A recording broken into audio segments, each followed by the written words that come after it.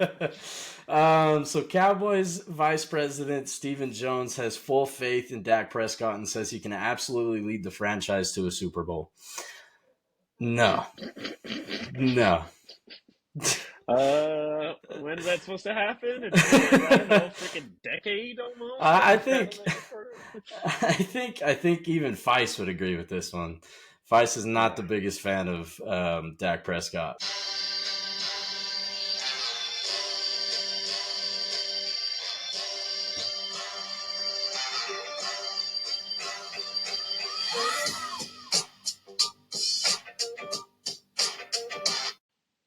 Hello and welcome back to another episode of your favorite couch potatoes. As always, I am your host, Kyle. And I'm your co-host, Wesley. How you guys doing today? We're going to get into some sports news around the world to kick off this Hell yeah.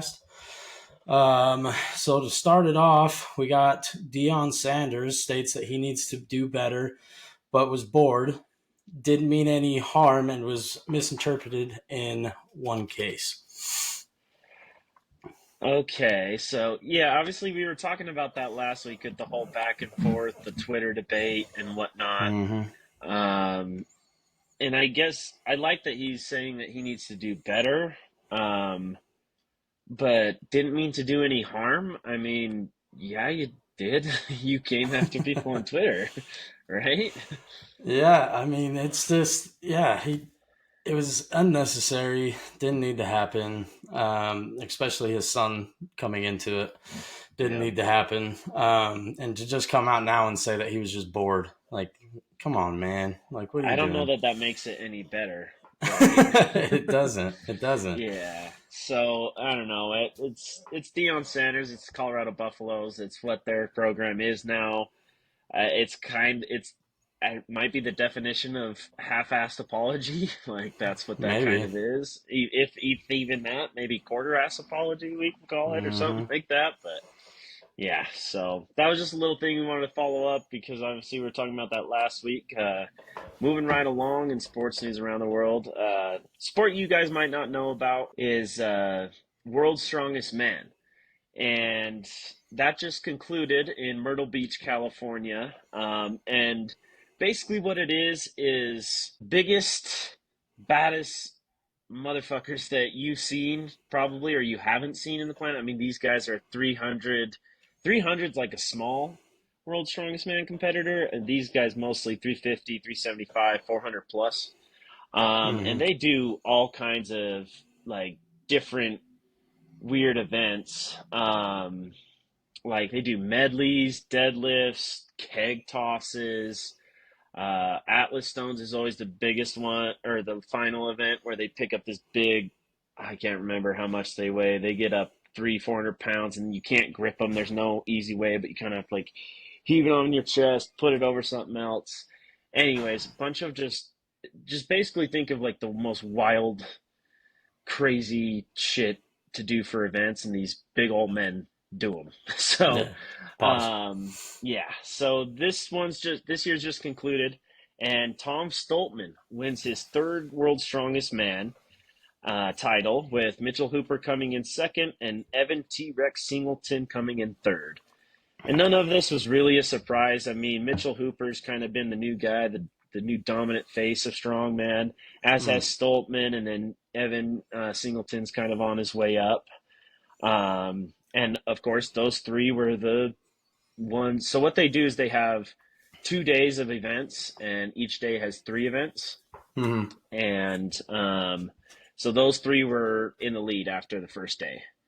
They were leading, and Tom was actually leading by 3 points, which is a really big lead because the way that they do it, so if you win the event, you get 10 points, and then second gets 9, 8, 7, 6, and down. And they have groups. They dwindle it down after the first day to 10 competitors, and then those 10 compete in the final, and the same scoring, 10 through 1, happens. I got a question for So, you. yeah. Where'd your boy place at? You're talking about Brian Shaw? Uh-huh. He is officially retired. Oh, is he? Oh, Yeah, I didn't yeah, he know that. retired. What about Yeah. Eddie Hall? Eddie Hall's been actually long retired. Has So, he? Oh, yeah, see, yeah. okay, I'm glad all you brought right. that up, though, because those are obviously two of the biggest names in the sport. You could argue that Brian Shaw is the GOAT. There's definitely some arguments to that because I know Big Z, Zadrunas Viscus, has 4 titles as well. And then, gosh, Strongman Community is going to kill me. I can't remember, but there's someone who has 5 titles. But you could argue Brian Shaw is the GOAT, and he's been my favorite. I actually got to meet him back at FitCon a couple of years ago. So that was really cool. Super nice guy. Got to meet his wife too. That was awesome. She was great. But yeah, so he retired last year. He actually started up his own strongman competition called the Shaw Classic. Hmm. And he won that last year, and that was his last strongman event of his career. So got to ride off into the sunset, So yeah, so I know you're talking to me about like, oh, this guy's a Tom Brady fan, Kyle Busch fan. You want to throw in, oh, where'd Brian Shaw finish? But he's Yeah. retired. Okay, he's an old man, but he's all ready to go too. So, but yeah, so those three, like I was talking about, Tom Stolman, Mitchell Hooper, and Evan T. Rex Singleton, they were top three after day one, top three after day two, pretty much. And then Tom Stoltman, he actually just had the lead, a comfortable lead, pretty much the whole competition. And Mitchell Hooper was dealing with some really like messed up hands. So obviously, a lot of this stuff is going to involve intense grip, and you're going to have bars, you're going to have keg, you're going to have whatever kind of thing that's going to test your grip. And his hands were disgusting. I saw it on Eddie Hall's YouTube actually. Um, where his hands were just all cut up and just terrible. And he's a really good deadlifter, which was the event before the final, and he just didn't have the grip for it. And he didn't perform well enough to catch up to Tom. And Tom is like the best Atlas stone lifter, like I was talking about, where you got to lift it all the way from the ground, put it up on a pedestal, and they get so the first pedestal is the tallest, but the stone is the lightest, and so the pedestals get shorter, but the stones get heavier. Hmm. Um, so, but he's always been like pretty much since he entered, he's been one of, if not the best, and he's definitely the best now. So it really wasn't even much of a competition going in the final. He already had it in the bag, which was really cool. And before I finish out, because I noticed I didn't talk about Eddie Hall too much, got to give him his flowers because he might be the best character in like strongman. He's almost the McGregor of strongman. You know what I mean? Yeah. Like Yeah. McGregor's not the best fighter of all time, but he's definitely the best entertainer and has brought a lot to the sport. So Eddie Hall, he competed for a while, but his goal basically was to win World's Strongest Man just once, and then he was done. And so he ended up doing that in 2017, and I can't remember how many years. I think he tried officially competing maybe 6 or 7 years before he got it, and then yeah, he won his title and he was out. Hmm. So, but he's always been involved in the sport and everything, and he's a character. So I Does he always love watching him. does he still own the record for heaviest deadlift, or was that broken? So that's like controversy thing because I think it was during COVID. Half Thor Bjornsson, a lot of you might know him from Game of Thrones. He is the Yep. Mountain Mm-hmm. in that, so he's actually a strong man. Again, arguably could have been one of the goats, but he got out early too. And there was a lot of controversy with his deadlift. So what he did was he deadlifted more than that in his like home gym, so it wasn't like official and recorded and Yeah. I don't know. I don't know how he could have faked it, but he technically lifted more. So, but at least Eddie Hall is the one that can say he was the first ever person to lift half a ton, deadlift Yeah. half a ton off the floor. And I could get into that story. That would take too long because it is a cool story. All the shit he had to go through to get there. But so yeah, I would say Eddie Hall still has it. A lot of people might not. Hmm. Um, and then before we finish out the strongman, I just wanted to note it's a little bit of a personal connection to me because Tom Stoltman actually is has been diagnosed with autism, and it was definitely a big struggle for him all his life, as it is for most people in their families. But he's embraced it. He's been outspoken and uh, like just outspoken about his diagnosis, and it's just really cool to see him succeed. And then his older brother Luke Stoltman, he's in strongman too, but he's not quite as strong as his brother. Like his brother's just a better athlete, and Luke Stoltman's still a beast. Don't get me wrong, but he usually makes the finals, but he usually finishes like a sixth, seventh, or something. And but you just see how much he loves his younger brother and how proud he is because he's always, if it's not Tom's wife, it's him that's celebrating first. And my younger brother has autism, and he's always been, my best friend, my best buddy that, I'd do anything for. So it's just really cool to see that, uh, brother bond and see him be so proud of this amazing accomplishment. I mean, like I said, that's Tom Stoltman's third world's strongest man. Brian Shaw and Zaviskus have four. And again, don't kill me. That other guy has five, and so he's right there. He's still in his prime. So yeah, really cool thing, especially for me to see from that perspective. Yeah, no, and yeah, that's an amazing accomplishment. It's definitely a cool thing to see Yeah, somebody succeed like that. So and especially with it's a environment that isn't very conducive, I guess, to having that kind of diagnosis. He talks about a little bit, because he'll have so many people shouting his name and all the screaming and the yelling and the cheering going on that happens at sports events, but it overstimulates him, which is yeah, a problem that a lot of people with autism have, and he's found a way to power through, persevere, and be the strongest man on earth. So I definitely love him and am rooting for him always. yeah, So, all right, enough about the strongman, though. We'll finish out the sports news around the world. Just another headline, which was about Shohei Ohtani. So, all his stuff happened kind of before we got rolling with our episodes. But if you don't know, Shohei Ohtani, his former interpreter, was alleged of stealing money from Shohei Ohtani and gambling. Now, mm, there was a lot of debate. Did Shohei know about it? Was Shohei gambling on stuff? This, that, and the other. But I mean, this dude had hundreds of millions of dollars in gambling winnings and debts. yeah. And so it just came out that his former interpreter pled guilty to bank and tax fraud and is going to face up to 33 years in prison for that. That's insane, man. I mean, how? First of all, how does Shohei Otani not see that? And then, second of all, I mean, that's just insane. I mean, Yeah.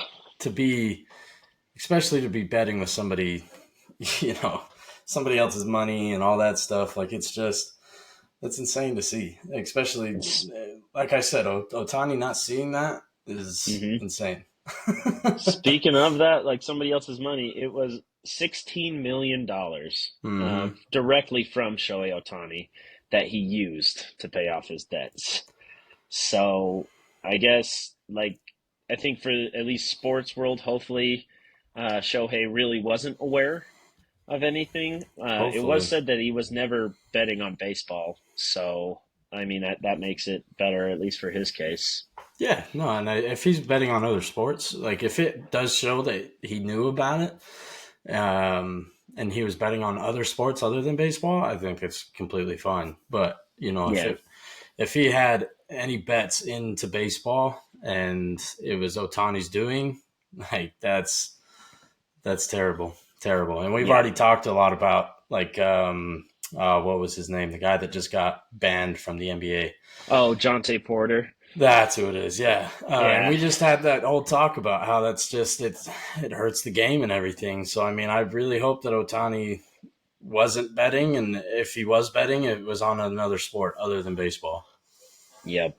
And hopefully it was, yeah, like you say, it was just the interpreter. And God, what a stupid man. I Yeah. mean, like, just to have that much, that just shows you the power of gambling, I guess, and what it can really do to people. I mean, I think I might be wrong, but it was like 100. I think he had $143 million in winnings in his lifetime, and then it was like 180 something dollars in losses. Mm. So you're talking, 300 something total $1 million in money that you're betting, which is Right. a lot of money and crazy. So, anyways, that's sports news around the world for this week. We're just going to jump right into the NFL, as we love to do.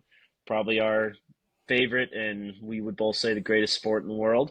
Oh yeah. And let's start it out with the greatest roast of all time with Tom Brady. I know that you watched it as well, Wesley, and Hmm. man, I was a little worried going into it, but honestly, I think it lived up to its name. It was an awesome fucking roast. Oh yeah. No, I loved it. I I thought it was amazing. Obviously they had the comedic relief with all the comedians up there and stuff like that, Yeah. but they also did throw all the ex players that he's played with, and even had Bill Belichick on, which is Hmm. which is Love to see it. love to see it. But with all that stuff that happened back in the day, like it's just, I mean, it's awesome to see them both up there on the stage smiling and taking Hmm. shots. And yeah, Yep. I think it was a good roast. It was a good time. It definitely was. I mean, the Giselle jokes, they were flying left and right, Left dude. and That was, right. and I think that you gotta like, as Tom Brady, you gotta understand that's gonna happen. But honestly, a lot of them were like, uh, making fun of her more than him, but still kind of him. I do have to apologize, at least to the boys in the group chat, because I know I was talking about it when I watched it last week, and I've never been a fan of Nikki Glazer, so I kept saying shit like she ain't funny at all, like she sucks or something. But I may have had a like crazy day, but honestly, watching, I went and watched it back because I heard everybody talking so many good things and actually saying she was the best on the show, like out of anybody. And one of her joke about Giselle was, "It must be really intimidating to have your ex-wife with a guy who could kick your ass while eating hers." Oh, dude, that had me freaking dying. She That was was pretty good. good. She That was was good. pretty good. I do want to say though, like, why was the only line that it seemed like Tom Brady didn't want anybody to cross was about Robert Kraft and some massages? That was That the that was a only line. big That was the thing. only Yeah. one. And it was right at the start, too. Like, it wasn't after Hmm. he'd been roasted for 3 hours straight. It was right at the beginning, first comedian, just. Yep. And why was that the line to draw? Because Right. there was a lot of lines that I think were A crossed. lot of stuff. There's There a lot of was, Aaron they Hernandez were, they jokes. were, the There's a lot. comedians were pushing the edge on, on this one, Oh my gosh, and what's his name? Tony Hinchcliffe with sorry, the King like line he had when he was roasting yeah, Bert Kreischer, like uh he huh, looked like someone who eats Burger King, or like a mix between Liver King and Tiger King, only eats Burger King, uh huh. whose liver looks like Martin Luther King beat up by Rodney King or something like that. Sorry. But yeah, just that was just because like the comedians were just going off. But sorry, I interrupted you with No, all yeah, of no, that. you're good. But yeah, I thought it was funny that that's where he drew the line. Right. Was a joke about somebody else in their scandals. You know Right. what I mean? I know I that they do understand have that a they good might, yeah, relationship. and I Yeah. understand they might have a good relationship, but like, still, like, why is that where you That draw was the the line? Because there line. was a, Right. I mean, Bert Kreischer and Tom Segura is part of it. That was Oh yeah, Tom like Brady's literally. compared to serial killers and Hitler. Like, Yeah, exactly. Like that's not a line right there. Like, but you're gonna create the line with Robert Kraft and getting massages. Like that's right. I saw that. And there's been a lot of like reports that have been coming out about it, like saying that, because I think it was caught on mic that he said like, "Hey, don't talk about that shit," or something like well, he that. said, "Don't say that shit again." Don't say That's what that he shit said. again. That's what it was to Jeff Ross. And yeah, I don't really understand because I mean, I don't know. obviously he's a billionaire, and I I never got like too much information on that situation, but Well, I like think it was I kind of thought it like the was figured same. out, it was I think it handled was or the same whatever. scandal as what happened to Deshaun Watson. Was kind of what I heard Something like about it. that, right? Yeah. So So I don't know out of all the things, like yeah, that was a weird way to draw the line. Speaking of like drawing the line, there was a thing there Giselle came out and was like disappointed about the narrative around her and her family. so Bitch, you cheated what? on Tom Brady. I'm sorry, So you're free game. what? It's I'm Tom Brady's sorry. roast, and you just got divorced. Like you don't think your name's gonna get brought up at And all? Like, you cheated on him. yeah, that Now, too. if he That cheated too. on you, I can see like, hey man, like I was a faithful wife and loved him more than anything and this, but you cheated on him. So that's your fucking fault, man. And you didn't just cheat on anybody, you cheated on Tom fucking Brady. Like I know Yeah. that she's also obviously a very popular person, but that's Tom Brady. Literally every woman that came up on the stage, and a few of the guys even said that they would want to be with Tom Brady if they could. So Yeah, yeah, they like right? joking about wanting to take him home that night and stuff like that. Like that, yeah. I mean, I don't know, man. I mean, because I even Aaron Hernandez's wife came out and said some stuff about the jokes about Aaron Hernandez, and I was like, or something saying that, oh, my girls are gonna grow up and see this and think that their dad's not a hero. Your dad was a fucking serial killer.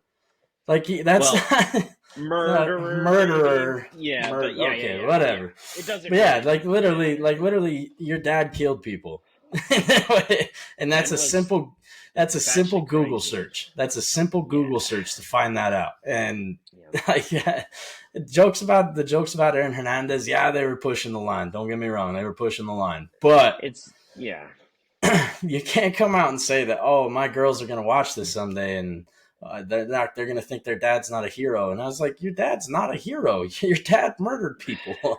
yeah. You know, yeah, Which one sucks. hundred percent. I'm sorry for the girls, but like that's what happened. He's going to get made fun of. It's a Tom Brady roast. And they're gonna find out about it, and that's Mm-hmm. that's comedians, right? And like you said, they really there was a no fucks given attitude, and I think that that's why it was the greatest roast of all time. Like I would say, at least as far as what I've watched, because so many of these roasts they get mundane. You hear the same jokes over and over again, and it's not that funny. But I think especially in the world we're living in, 2024, where there's so many things that can and can't be said. I think that's what when we really look at it, jokes are gonna a lot of funny jokes are made about fucked up shit. Yeah, Like they that's are. just, I mean, whether you can't really argue it. Like a lot of people like, and that's what made it that funny. And that's what they are. Like I think we hear all kinds of comedians like Wes. I know you're a big fan of Joe Rogan, and I think he talks about it all the time. Like, that jokes are jokes. That they're jokes. We're Yeah. not gonna You go can't up take to them people in serious. real life, yeah, and be like, hey, like you're not going to go up to Aaron Hernandez's wife and be like, he was fucking maniac and murdered all these people. He was a piece of shit. Like you're not going to do that, but like jokes are going to be made and stuff, and especially when it's with someone that was related with Tom Brady who did something very notable. Yeah. They're going to get brought up. Yeah, I mean, I just feel like, I mean, I think we need jokes. You know what I mean? You can't, there's got to be a point where you can have jokes. Like, Yeah. I mean, stereotypes, pushing the edge of things. It's just, I mean, jokes are funny. Jokes are meant to be laughed at. You can't take them seriously. And I know sometimes it pushes people's buttons and sometimes jokes go too far, but it's at the end of the day, we all need to laugh, you know? Yeah. Well, it's So, just like, with you and me and all of our buddies, like that's all we do, right? And all the time is just fucking shit on each other, basically. yeah. But it's all out of love, and it's all out of, nothing's ever serious, but like we all enjoy it. And, you know, people's feelings get hurt from time to time. And if they do, talk about it, move on, figure it out, and just live life. So I think Yeah. that's just what made that roast so great was that it really made everyone laugh, and there were so many good like people on it. Like you mentioned, the comedians were awesome, but also I was really surprised by the like you said the athletes, Yeah. Tom Brady's former teammates and stuff. Like they were all pretty good. Like it looked like Bill was a little nervous to start out, Oh yeah. but then he kind of got his like rhythm, and then he got a lot better, and Honestly, Kraft was good, I and think the worst one was Randy Moss. a lot of people are saying that. And then, at least as far as athletes, a lot of people are saying Ben Affleck was the worst because they didn't know Oh what the yeah, hell I he could was see talking that. Ben about. Affleck didn't know what he was talking about. He ranted about Yeah, one guy on Twitter. right. It was kind of weird, which he's usually so good in that kind of scenario. But yeah, Randy Moss wasn't as good. I did like that a lot of people like called him 0-time Super Bowl champion every time they like referred to him. Yeah. I did like his joke about like why the hell didn't couldn't we cheat when I was on the team or something like that. Nobody trusted me. Yeah, right. That was pretty good. And then obviously as a Patriots fan, I loved all the jokes like Gronk getting up there. Julian Edelman was really good. Like when him because Julian Edelman always talks about he's like when they're watching film. Oh, this fucking the kids down at Foxborough High School could have fucking made that play. And then my favorite Julian Edelman joke was, "Well, coach, Foxborough High School's the only place you got offered a fucking job," or something like that. And it was awesome. And then seeing, even though it was forced, like Tom, Bill, and Robert Kraft took the shot together and had a good time or whatever. Not really, it looked forced, but they took the Yeah. shot together. And I even heard Julian Edelman on his podcast, Games with Names. He was talking about when they were in the green room and stuff, and Bill was like telling like war stories back in the day, just talking about football, and Kraft walks in, and Julian tried to give him like a signal to Bill, like, "Hey, Kraft just walked in," and he's like, "Of course, you didn't realize."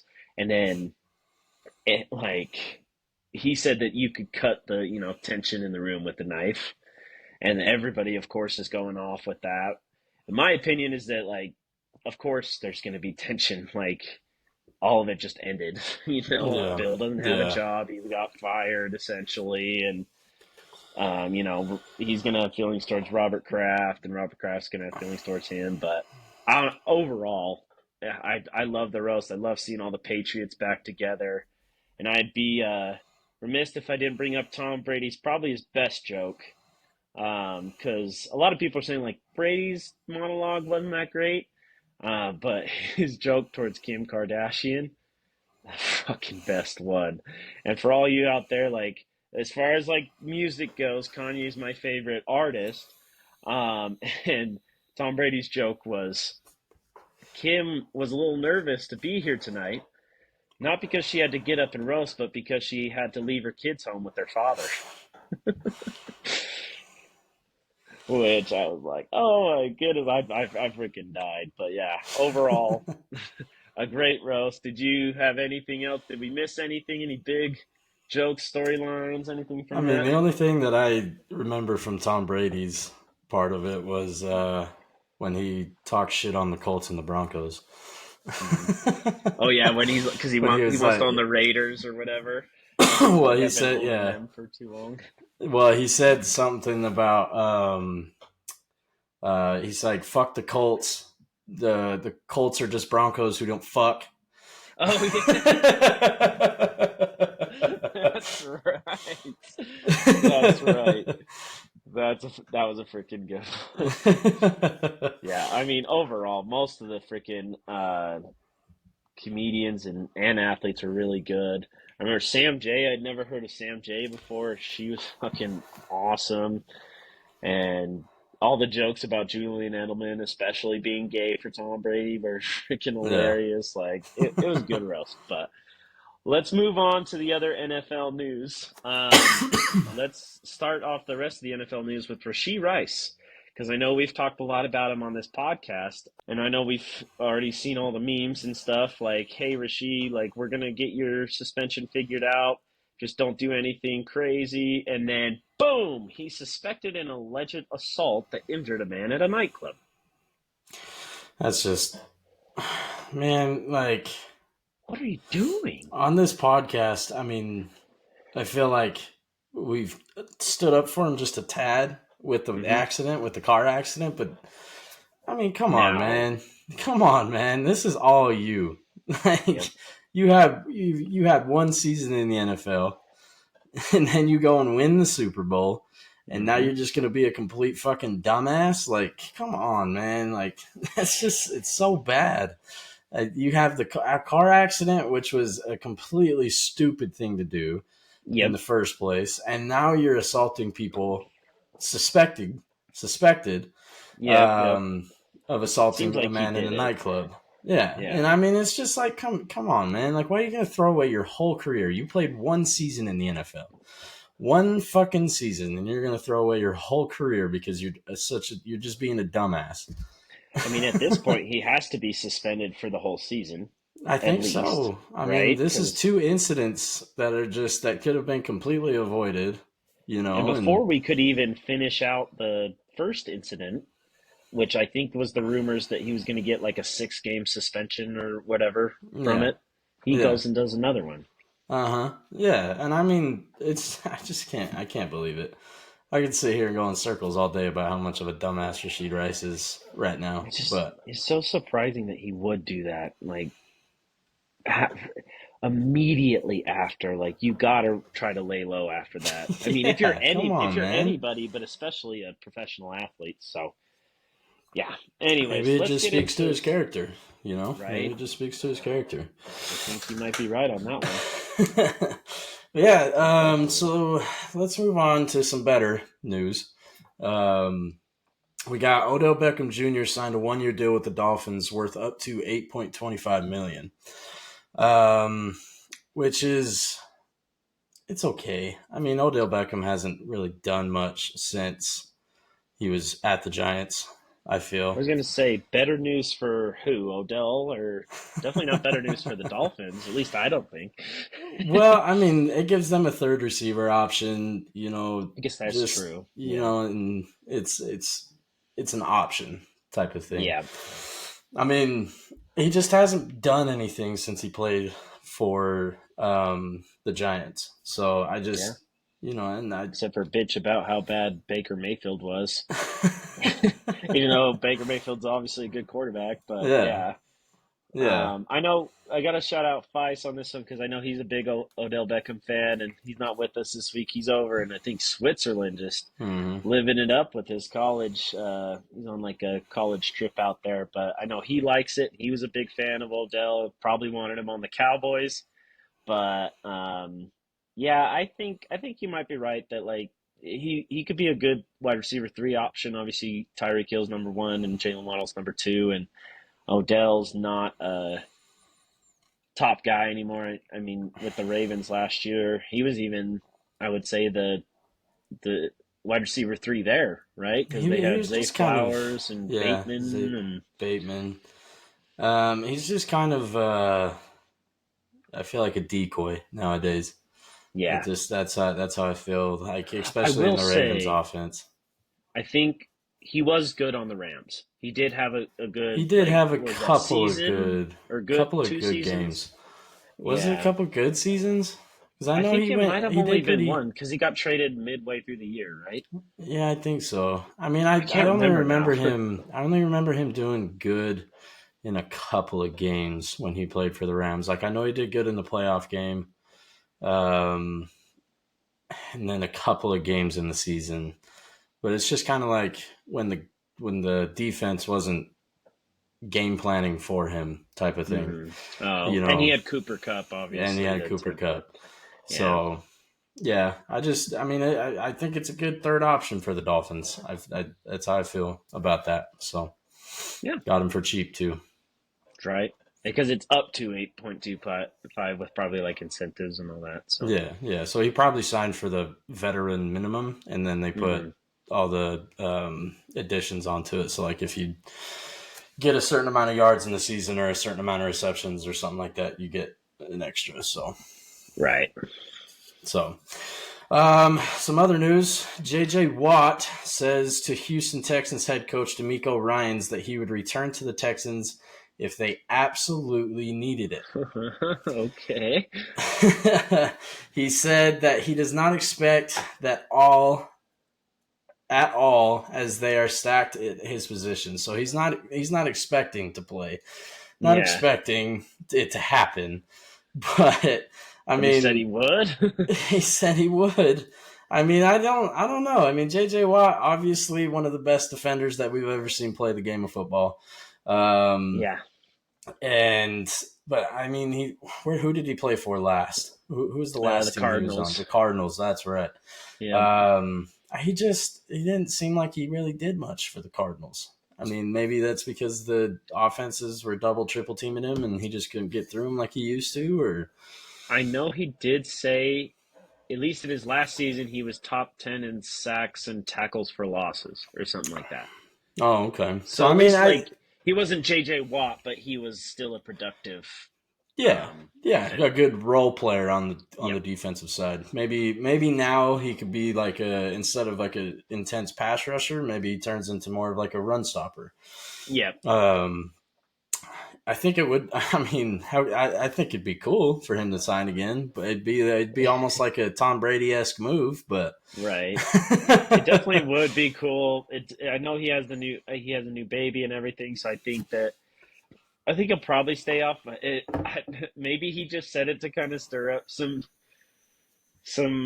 not controversy, but just some attention or whatever. maybe Not that he wants the attention, but just kind of stir things up, like liven things up. Have a storyline in the middle of the off season or something. I think I it would be do. cool to see him back on the Yeah, Texans, especially this Texans team. That's young yeah, and that's actually yeah, doing good. really well. Yeah, yep, exactly. And they have a quarterback that's actually good, like you Yeah, said. yeah, It's probably the first yeah. time in his life or his Well, did career. he play? Did he play with Deshaun Watson when Deshaun Watson took him to the playoffs? Oh, I think you might be right on that one. Yes, When I think he did. Deshaun Watson was actually good. Good. Yep, I think so. I think he did. Yeah. So that would be. I don't know. That'd be cool, but I expect him probably to stay retired. Yeah, I remember him talking about it when he did retire. It was he was retiring because he was having his newborn, Hmm.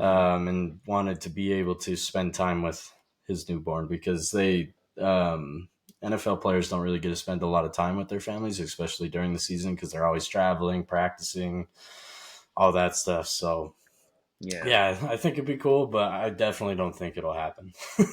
Yeah. Yep. um, moving on here though, we've got some fucking Cowboys news. I swear Yeah. they gotta make the fucking news We can't every talk about week. the NFL without the Cowboys, right? Especially since Vice is here. Let's throw him one little Cowboy story, right? So Cowboys Vice President Stephen Jones has full faith in Dak Prescott and says he can absolutely lead the franchise to a Super Bowl. No, no. When is that supposed to happen? It's been like, I don't know, freaking decade almost that I we've had him think waiting for. I think even Feist would agree with this one. Feist is not Yeah, the biggest fan of Dak Prescott. I mean, I think yeah, Dak Prescott's a good quarterback. I do.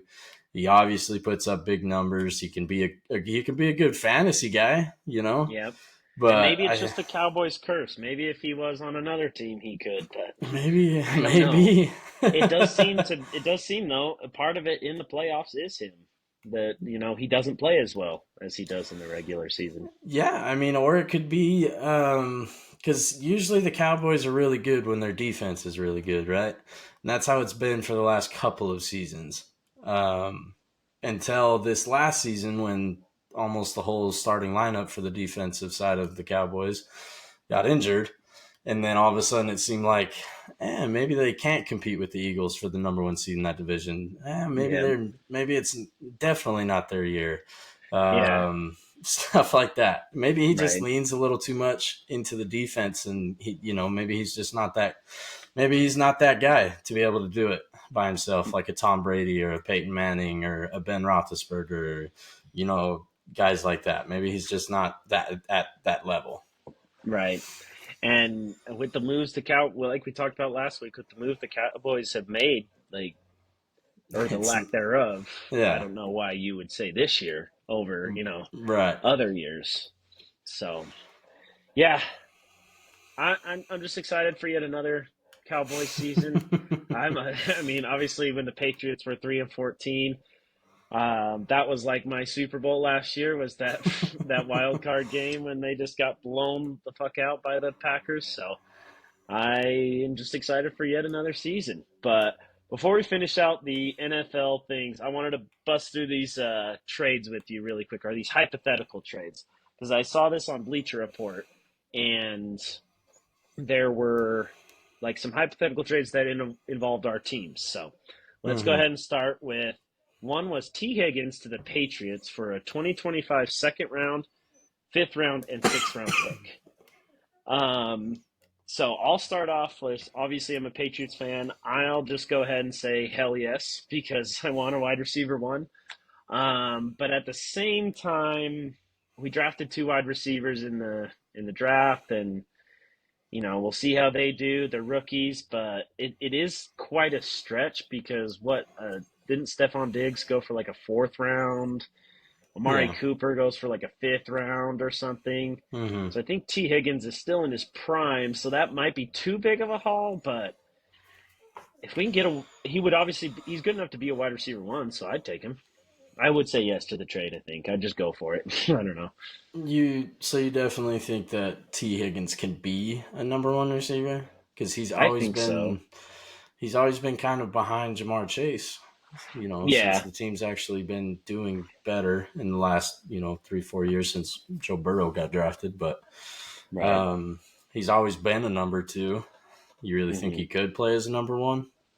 I think so. I think he's been that good enough. I mean, he's always the top guy in like fantasy, for example. I want to say he's usually like a top 40 pick every year, at least top 50, I think, which Yeah, is still a really good pick. And I think having his own team can help him with that. And if these wide receivers that we have are as good as like they turn out to be, or they're hoping to be, it could help him because it could still be enough, to take the pressure off of him where he's not, and maybe teams don't believe he is that number one, and he can show without Jamar Chase that he is, like, and he can have a season that really is about him.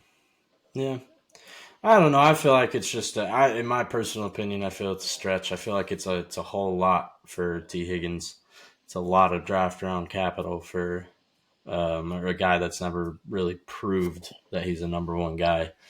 Right. And like we said, like guys who have Stephon Diggs, Murray Cooper, they're going for fourth and fifth round picks. So a second round pick, I could see a real GM being like, yeah, haha, okay, I'm not giving you a second round pick for a guy that I already. And that's the thing too, is he's officially requested a trade, like I think we talked about. So I don't think they would go, like any team would go that high.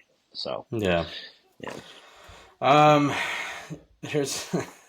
I don't think this would ever happen. Hopefully. Okay. All right. But Najee Harris to the Cowboys for a 2025 fourth round pick. No, no, I would hate for this trade. I would Nope, hate not a it. fan. I already hate it enough that they didn't pick up his fifth year option. I would fucking hate it if they traded him to especially the fucking Especially to the Cowboys. Cowboys. For a fourth round pick, I mean, this guy's ran for 1,000 yards in 3 seasons. Like I just why Yeah. why Well, I know for Feist would fourth say round, yes to this probably because that running hundred back percent. room looks, yeah, terrible. I would definitely say yes for the Cowboys.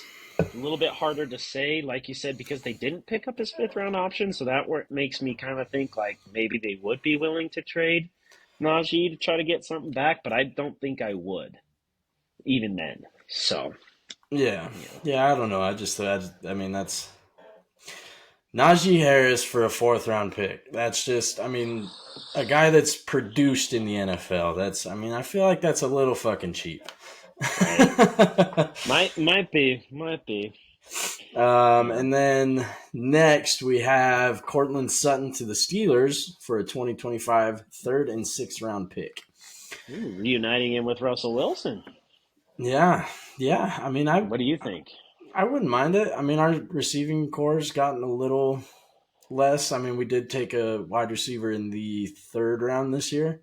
Hmm. Um, I don't know. I mean, I wouldn't mind it. I mean, he would be a true number two to Do you George think Pickens third and sixth is a fair price?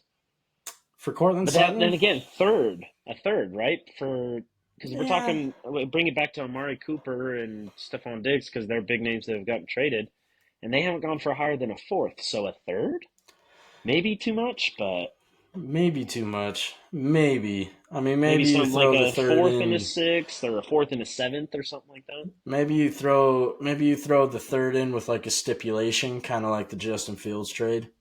Oh yeah, or even they Um, throw an extra pick towards you guys. yeah, You that know, too. Cortland Sutton and a pick or something But like that's that. if they're like really trying to ship him off. Yeah, which that's what I said is like maybe yes for both teams because I feel like the Broncos are like full on rebuild right now. Like Uh that's huh. what they're doing. So yeah, I mean, obviously, even in the dead of the season, NFL still finds a way to keep us talking about it, which I love. It makes me a little more excited, especially now. You know, like we're doing this podcast and everything, and having you guys alongside of it. I mean, it's just so much fun. It's fun to have, especially in the off season. So we're still talking about it. So you guys let us know in the comments anything you think we're like. What would you make these trades? Are we dumb for saying yes? No? Is Kyle too heavily invested in having a wide receiver one for the first time in 20 years? Like, let us know. And of course, let us know with any other questions, players, sports that, or teams you want us to talk about as far as the NFL goes. And then we're just going to take a short, quick break right here. And then we're going to jump into the NBA.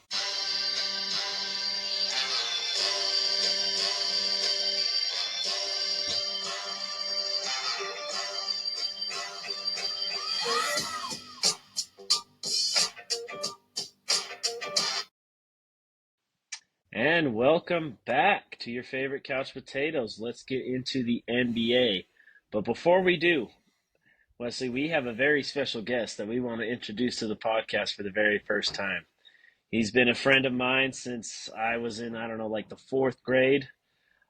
Recent University of Utah graduate, big time Jazz fan, big time NBA fan, and God, he's got the funniest quips that you could ever wish to have in your friend group. That would be Sean Frazier. Hey What guys, up? thanks for having me on. It's a pleasure to be here. I'm glad to Go have you, Utes! man. Go Go Utes! Utes!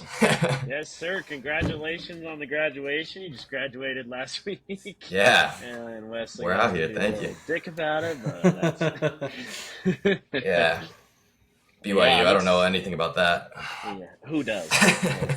But. Yeah, Well, won't glad to argue have you there. on, Sean, and especially for the NBA, especially during these crazy NBA playoffs. But Oh before we yeah. get into the playoffs that are happening right now, let's go through like the news that's happening really quick. So, Yeah. start it off.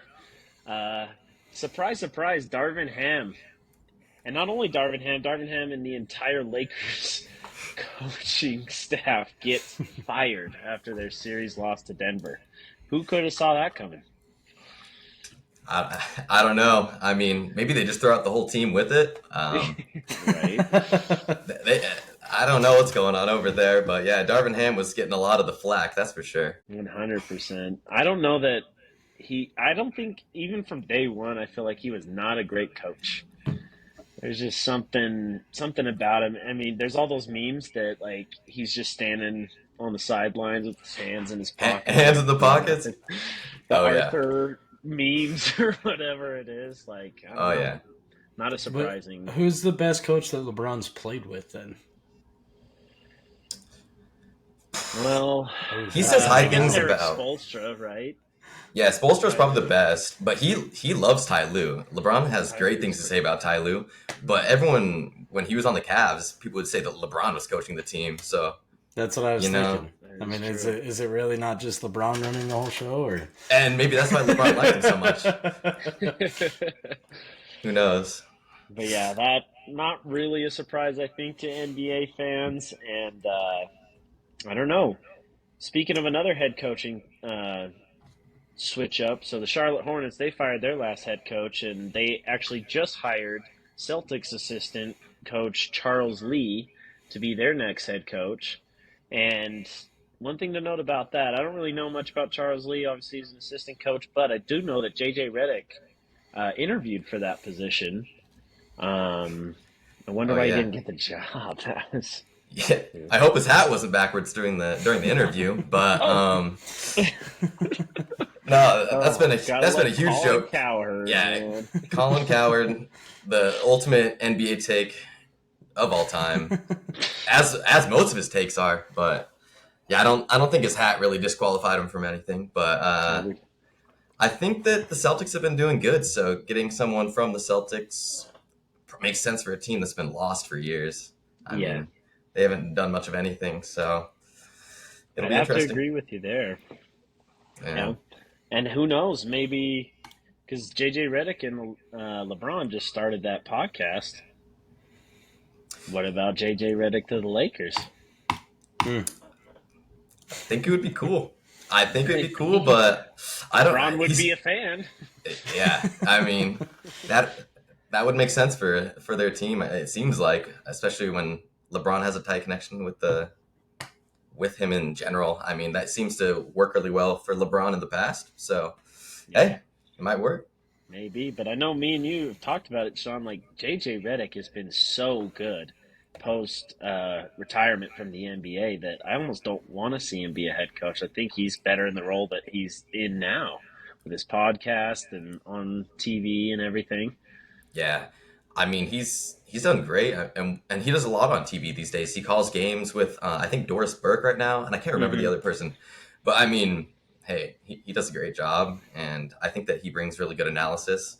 He's from Duke. I mean, you know, he Big uh mind.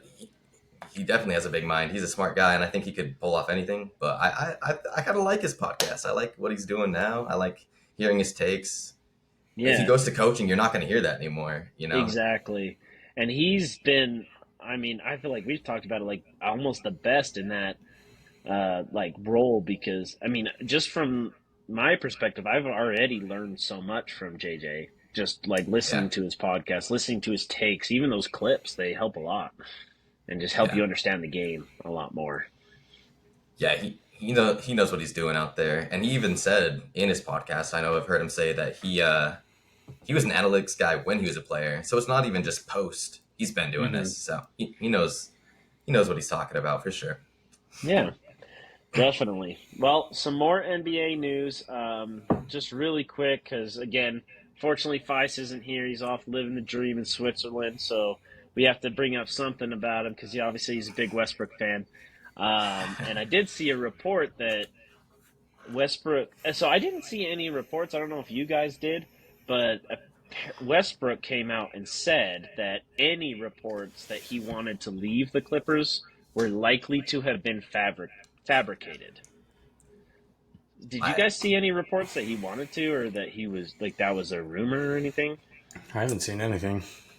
I don't think I've seen anything either, but I mean, he's a pretty he likes to be a loyal guy. I feel like he's jumped around a little bit now, but he probably just doesn't want stuff to be out there about it if he doesn't even know. I mean, Yeah, he did say likely to be fabricated. So Yeah, he didn't say hell no. That's right. But I think he probably wants to stay with the Clippers. I think that that's a really good role for him, right? yeah, I mean, at this point in his career, he's not the Westbrook of the Oklahoma City Thunder. He's not going to be that MVP type guy, but I yeah, think he fits in well with what the Clippers have, although they did lose in round one yet again. But yeah.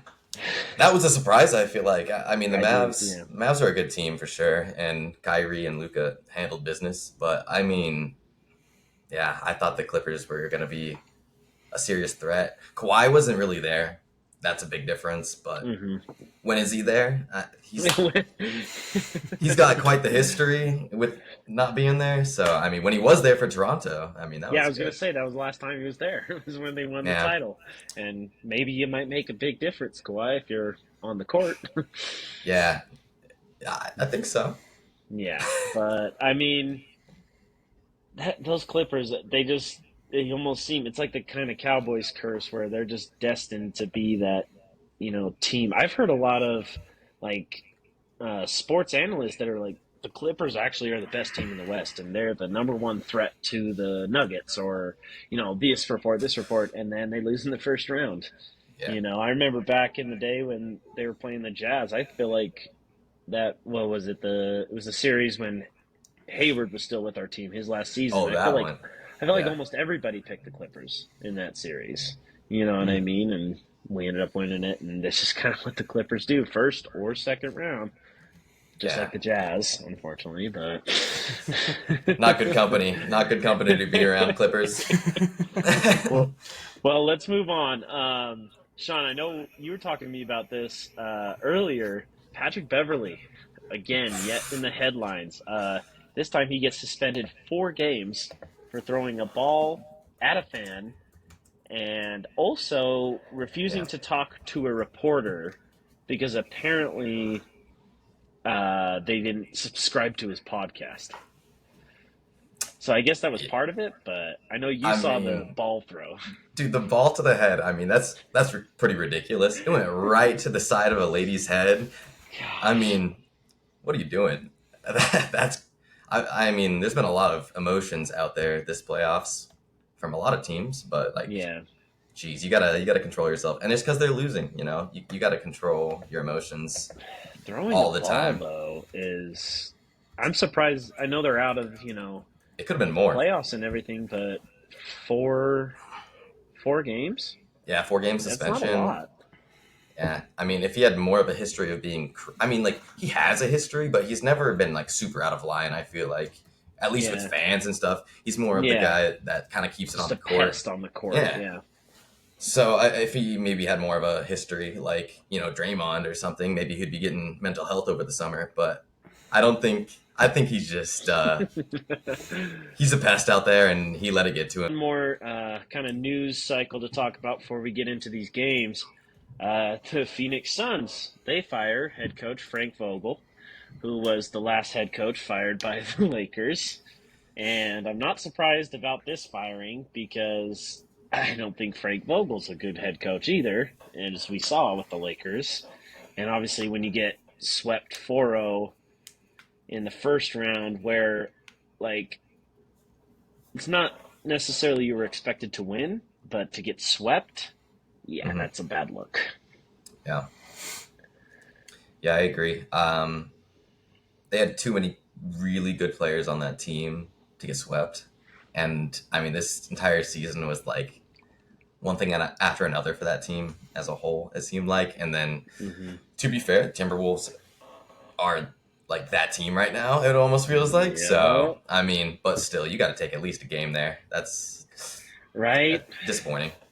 I know So, Feist talked. He actually picked the Suns in 7 games, so just to give Feist a little like that I sucks, but don't. I don't blame him. I mean, you got KD over there, you got Beal, you got Devin Booker, and and nothing to then show for it at all. what's after that? You know what I mean? I think that's what you're looking when you look at, like you said, the Timberwolves. And I Hmm. know that, like the Nuggets, though, like the Celtics, they got their star players, but they have players behind. They have those role players, which I think are starting to become even more important in today's NBA than almost they ever have been. Because I know Yeah. we had like the super teams, like with KD joining the Warriors or LeBron joining the Heat, but I almost feel like that era is kind of dying out these days. It sure hasn't been working the past few years with James Harden, KD teams, Brooklyn. I Yep. mean, people are hopping around like crazy, and everyone's giving up all their role players to get these big players. And those role players are what like ultimately win you a championship. You got to be deep. You can't just have a starting three. You need 8 guys that can really play, and they're giving Yeah. up too many to get those star players. It seems like. Yep. Well, I mean, look at Denver. You know, I mean, they have their two guys, and obviously there's guys on that team other than those two that are good. Um, it's just, I mean, and they've been able to dominate for a few seasons now, and they don't have, like how KD went to Golden State and joined Steph Curry, Klay Thompson, Draymond Green. You have a full starting five lineup of superstars, Yeah. and but Denver's doing it with two guys, really, Yeah. two superstars. Um, yeah, I definitely see that. Like you were saying, that era kind of fading out. Yeah, So 100%. And I kind of like it. I like to see, more of a full team kind of aspect to it. I think that was a big thing we hated about like the Warriors back in the day is that, okay, KD, Steph, Clay, Draymond, like seriously, who is going to beat that team? Yeah. So, but yeah, I like the way the NBA is kind of going, at least on that front. And then before we finish up the NBA news, I did see Mike Budenholzer, the former Bucks head coach, is the leading candidate to get that Suns job, which I think is pretty perfect. Because for one, I know Sean, I've talked to you about this. We were kind of confused on why the hell he was fired from the Bucks, anyways.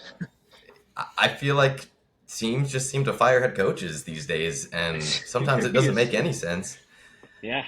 Especially the Bucks, actually, and they've done it twice now. But I mean, wasn't Mike Budenholzer? He was their coach when they won the chip, so And that's guess who they recent. beat? Guess who they beat in that finals? The Phoenix Suns. Yeah, that's true. What if he That goes is to the true. Suns? That's pretty crazy, but It's like, yeah, I'll show you guys how it's done. I saw what you guys were doing wrong when we. right.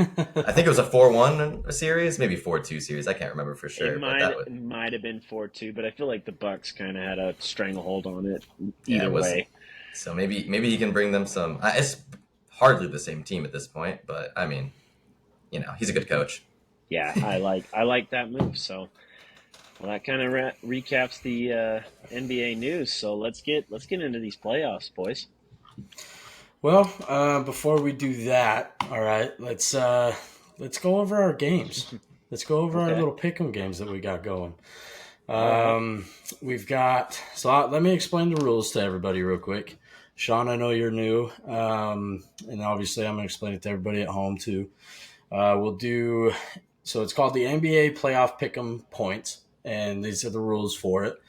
We got 5 points if you pick the right team and get the amount of games correct. So you have to pick the exact team plus the exact amount of games. You get 3 points if you pick the right team and they're closest in the number of games. Okay. 2.5 Okay. points if you and another pick the right team and number of games correct. And I think that happened with me and Kyle once Yes. already, Yep. where we both picked the same team to win and had the same number of games in the series. Games. Yep. Hmm. And then we move on to 2 points. If you and another pick the right team and the same number of games that is closest to the number of games played. So, say the series goes in 6, and me and Kyle were to pick the same team and both picked they were supposed to win in game 5. We Hmm. both get 2 points. Okay. Yep. And then for 1.5 points, Yeah, for 1.5 points, it's if you and another person pick the right team and are closest to the correct amount of games, and then you just get 1 point if you pick the right team. So that's just kind of the game. Okay. Yeah. And so Sean, I know we added you in late, but we'll give you the benefit of the doubt and we'll give you the average of our points. So Perfect. Wesley actually ended up. This is an embarrassment, I think, to our program, honestly, because I think Wesley has admitted that he's not as God big of an NBA fucking fan, damn it! but he's actually been killing it, and he had a really good strategy that he was not going to pick any sweeps and he wasn't going to pick any game sevens. He's going with that 5 or 6, you know. And so he's actually leading right now with 13 points. And then I'm in second with 11 and a half. and then we averaged everybody out and gave Sean a score. Sean, you're rolling in 11.33, and Feist Let's is down go. at 9.5. Well, that's just because So I'm so damn good that I'm at 13. He's just killing it. He's like, I don't you know, even need to watch these games. I just know what's happening. you just know what's going on. You feeling He good just about your lead? You think the second round you'll stick with it? Well, I mean, I decided to give up my little secret on how I'm in the lead, so I don't know how confident I feel about the rest of the playoffs. So I spoke have the too script, early. everybody. I have the script, everybody. Just so That's the everybody real knows, problem. that's the Uh-oh. problem. God And I damn it. decided to share that with Kyle and Feist. Oh, and Sean And Sean now. now. I know now. Yep. God Secret's damn it. out. Well, at least that gives us a better chance. Speaking of the playoffs, let's move on. And before we get on to this second round, the last time we talked to y'all, the Cleveland Cavaliers and Magic series was still going on. So it was only the game seven, I think, that was still happening, which the Cleveland Cavaliers end up winning at home. And I mean, it was another Donovan like extravaganza. Honestly, like he just goes off again. And he seems like to be the only guy that really is doing that for the Cavaliers. Yeah. Yeah, I mean, I might like Donovan a little bit as a Jazz fan, but like that guy is a dog in the playoffs. He's a playoff riser, which hey, that's what you want to have on your team. And he knows the moment. Like he's willing to take the tough shots, and for better for worse at times. But Yeah, he's a scorer. You know, he's but like one of he's the always better confident to shoot scorers. it, right? Yeah, he's gonna do it. He's gonna do Yep, it, and you want that guy. So 100%. And so they end up squeezing it out. It was a tighter series than I thought it was going to be, yeah. and than Fies thought it was going to be. So all three of us ended up picking the Cavs, but Fies picked them in 4. I picked him in 5. Wesley picked him in 6, and so he gets the most points in that matchup. But I think the Hmm. other thing that you got to realize that's important about that series and moving forward, besides Donovan Mitchell, is Jared Allen, and he ended up missing the last 3 games of the series, and then I think the first 2 games of the series versus the Cavs, the Hmm. Celtics. Is that right? Yep. He hasn't played yet in this series in the So second big round. So big loss. I know he has a rib injury or something that he just hasn't been able to get right. yeah, something about his arm as well. I don't know if his shoulder, rib, something, but Hmm. that's a big loss for them for sure. Yeah, he's a huge part of their team, anchor in that Hmm. middle, kind of that Rudy Gobert kind of role for the Yeah, Cavs. You know what I mean? kind of. So And before we go on, you got to give Paolo Banchero his flowers for that series. He was, I mean, is this his second year or third year? yeah, I can't. second year. He was rookie of the Second year year. last year, I think. Right? Yeah, I think you're right. I Okay, think so so. second year, and he was putting up 30 a night on average that entire series. That's a dog right there, and he does a little bit of everything out there. He's a good rebounder too. So as a guard, gotta love that. Good Yeah, size. He was yeah. he was solid. So they're gonna be a problem for a while probably down there. They've got some good players. I'd have to agree with you. I mean, I think they kind of surprised everybody. I mean, the Magic haven't been relevant, I feel like, since Dwight Howard Yeah, that's in probably the whatever last that time. was, 2000 whatever. So it was good for them to have the 5th seed, and I know that like towards the end of the regular season, they might have been able to sneak up to like the 3rd seed or something. Like they had a really good season. So Yeah, obviously, I still mark it as a win for them. Like you're telling me, they got Paulo, and I think they got a lot of good role players around him. They got Jalen Suggs, I know, and bunch of other guys. I would shout out Jingling Joe Joe. Ingles. Yeah, Joe Ingles. I think he averaged like 2 points per game in the playoffs, but like, he claps really um, loud. He's a yep. good bench guy. Good But support yeah, guy. so Yeah, big time. anyways, let's move on to what's going on now. So let's get into the second round. And with that, we'll start up with the West, where the OKC Thunder are playing the Dallas Mavericks. The Thunder are the 1st seed. Mavericks are the 5th seed. They end up beating the Clippers in the last series, and then the Thunder swept the Pelicans. So just before we get into kind of the storylines and everything, I picked OKC in 7 for this series. Vice picked OKC in 6, and then Wesley picked OKC in 5. Now I did not know about Luca's knee, so that might play a little bit of a role. But Sean, what are you gonna go with in this series? Well, I'm cheating a little bit. I know the result of game one, but We'll I give you a pass. We'll give you a pass. realistically, I think that Luca and Kyrie are some solid guys. They're not going to get swept, so I'm gonna have to go OKC in I think 5.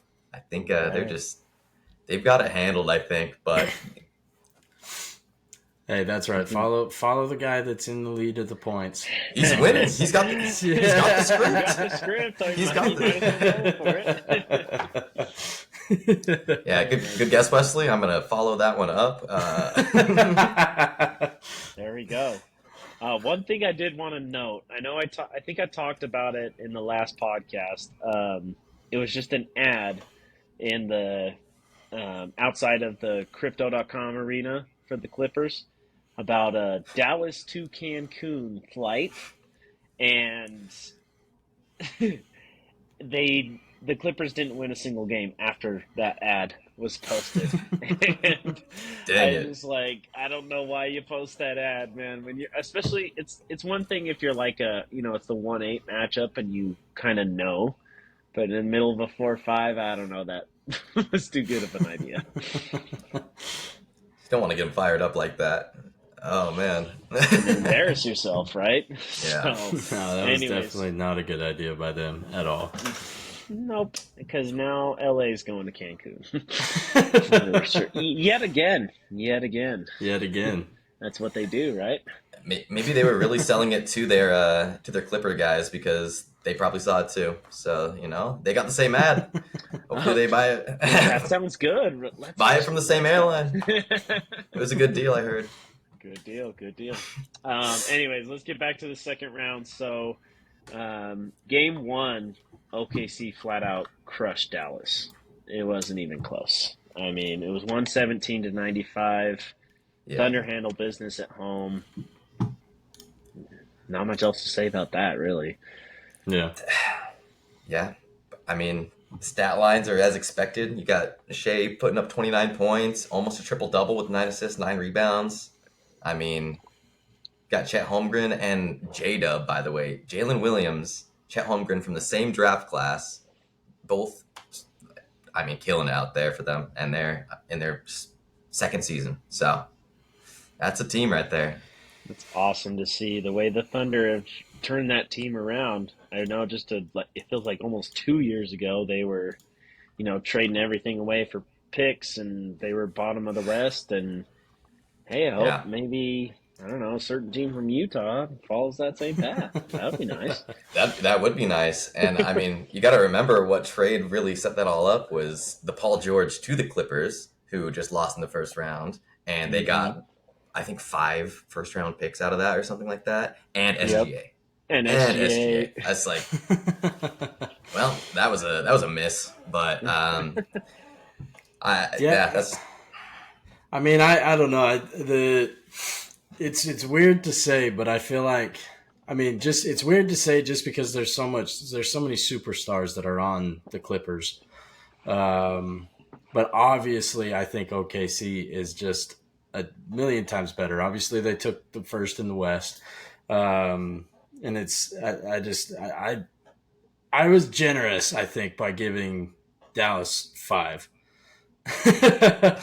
by saying that they might win one game, especially now with Luca now Yeah. having an injury. Like I yeah. could definitely see this turning into a sweep really fast. Ooh. But I'm not going to Yeah, change I my get. pick like Feist does. But Yeah, right, right. Confidence. You already read the but scripts. I could definitely see this turning into a sweep really fast, especially if Dallas doesn't have Luca at full Well, capacity. and that's the Yeah. thing. I know game two coming up, and there is That'll some start. genuine worry about Luca's knee. Yeah. Yep. I don't know. Is there anything? What do the Mavs need to do to get back? I mean, no, it's only one game, but what do the Mavs need to do to get back in this series to take a stranglehold to maybe steal game two and give some momentum Have Luca into at 100%. That would help. That would maybe. definitely help.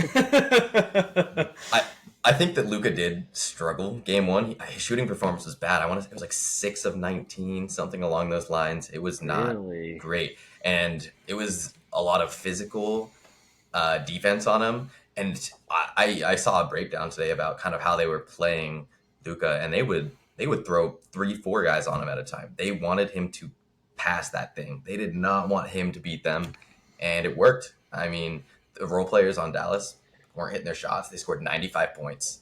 I mean, and they got plenty of wide open looks because of that scheme, but it worked. So got to give it to the So coach of the year over there. That was a good game plan. Hmm. so Yeah, maybe they need Kyrie to step up a lot more that would help and not too. just kind of play like a sidekick to Luca. He needs to become the main character for this series.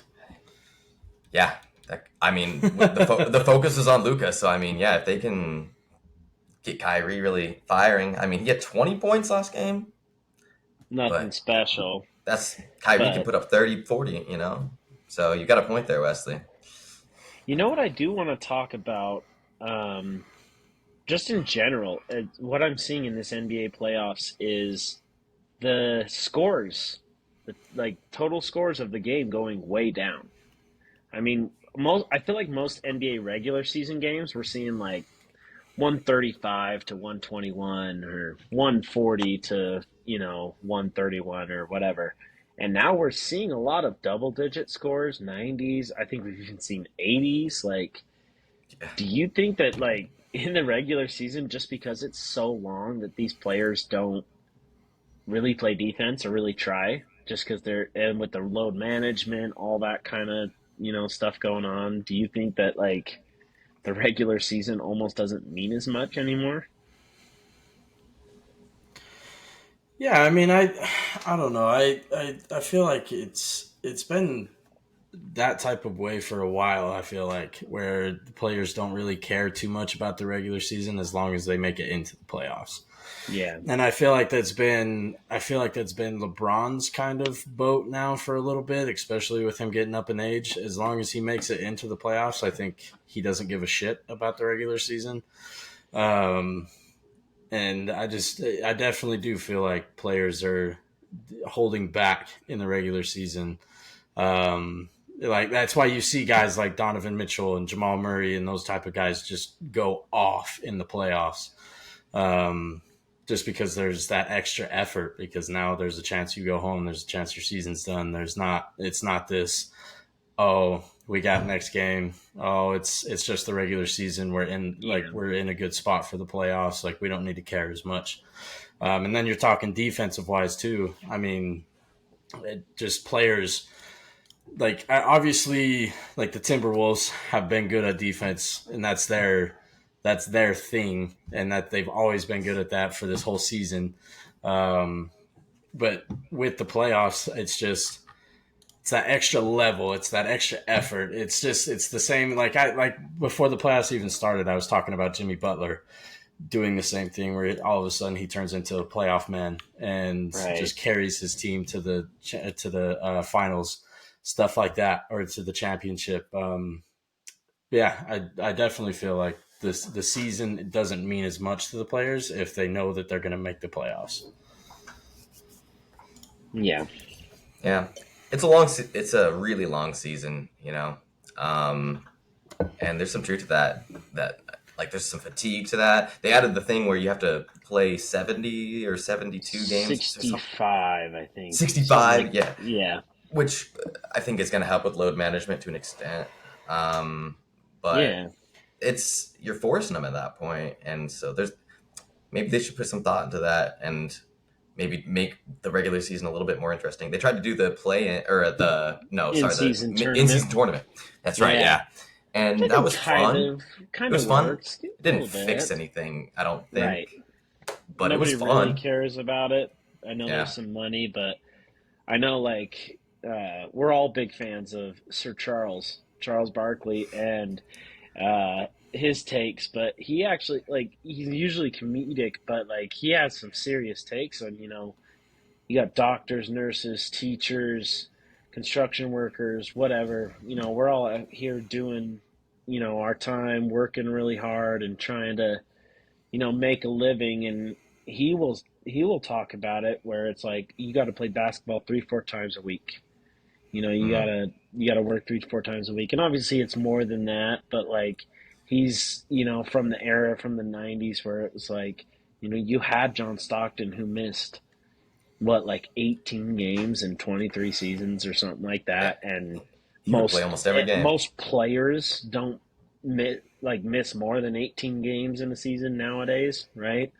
Hmm. So sorry we kind of got off topic there, but I just kind of want to talk about like because I like how the playoffs are a lot more. I feel like interesting because there is the defensive aspect like really coming back into play, and you see these lower scores where it's not like it's 82 to 78 like it was in the Hmm. 90s or 80s or whatever, but you just see better quality games out there. Yeah. I mean, I feel like the focus in the last few years has been more on offense. Hmm. Everyone's like trying to adapt to the new offensive scheme of, having these shooters and everything. So I feel like there's just been more focus on that, and that's what they've been doing.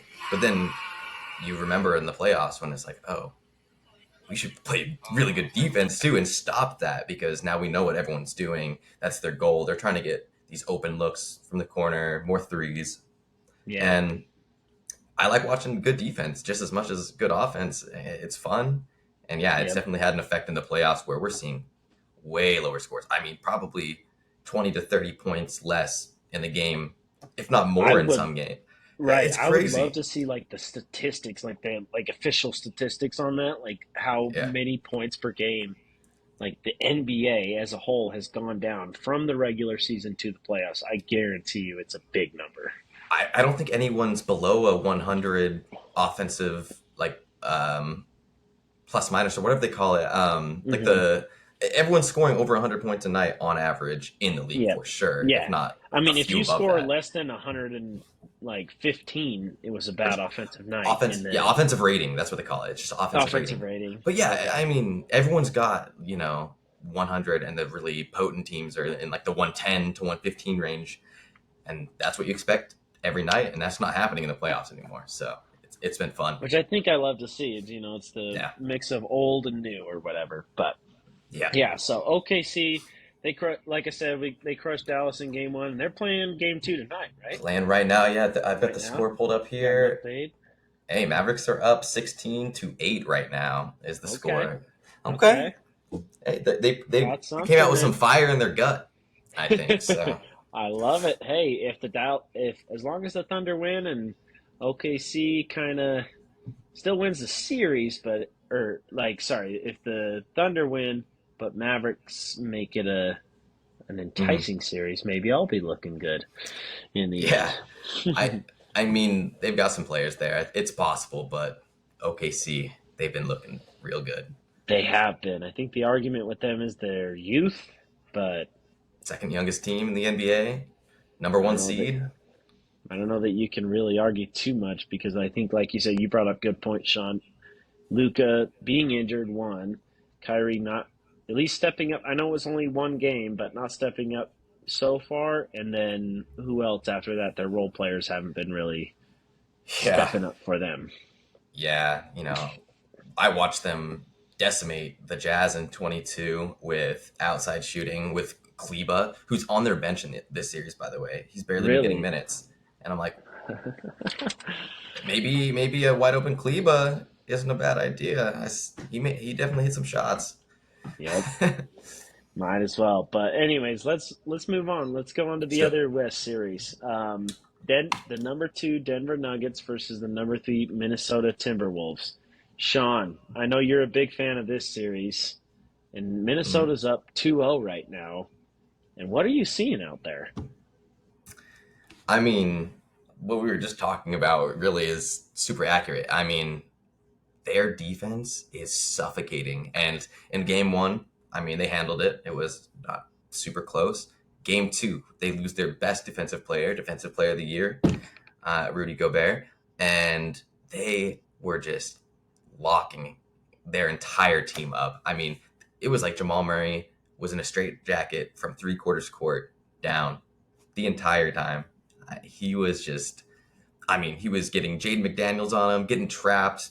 You got Anthony Edwards, who was putting up 40 points in some of these games and also playing just lockdown D.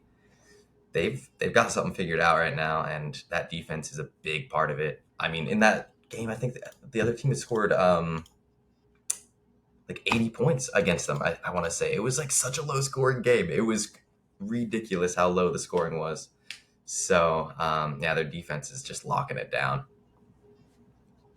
That's awesome. And I mean, honestly, I think from our perspective, it's awesome to see Minnesota do so well, Hmm. because I feel like half of that team is Jazz players right now, and It, so we're it kind of rooting is. for them. Hmm. But yeah, they've been doing really well. Before we get too far into this series, well, let's update on the our picks. So Yeah. it is a clean sweep across the board on Minnesota, at least for the three of us so far. So I have Minnesota in 7. Feist also has Minnesota in 7, and then Wesley has. Oh, I misread that. Sorry, Wesley. Wesley has Denver in 6, so he has them winning 4 straight games. Apparently, right Yeah, now. we'll see Sean, about what are that. you thinking? I think that the Nuggets can't let this slide, right? They're going to have to get at least one Yeah, game. I think that they will get one game. And I've got, again, I mean, I saw them take both games from Denver in Denver. in Denver. So I've got a little bit of leg up on you guys on that department. But I'm putting the Minnesota in Okay. 5.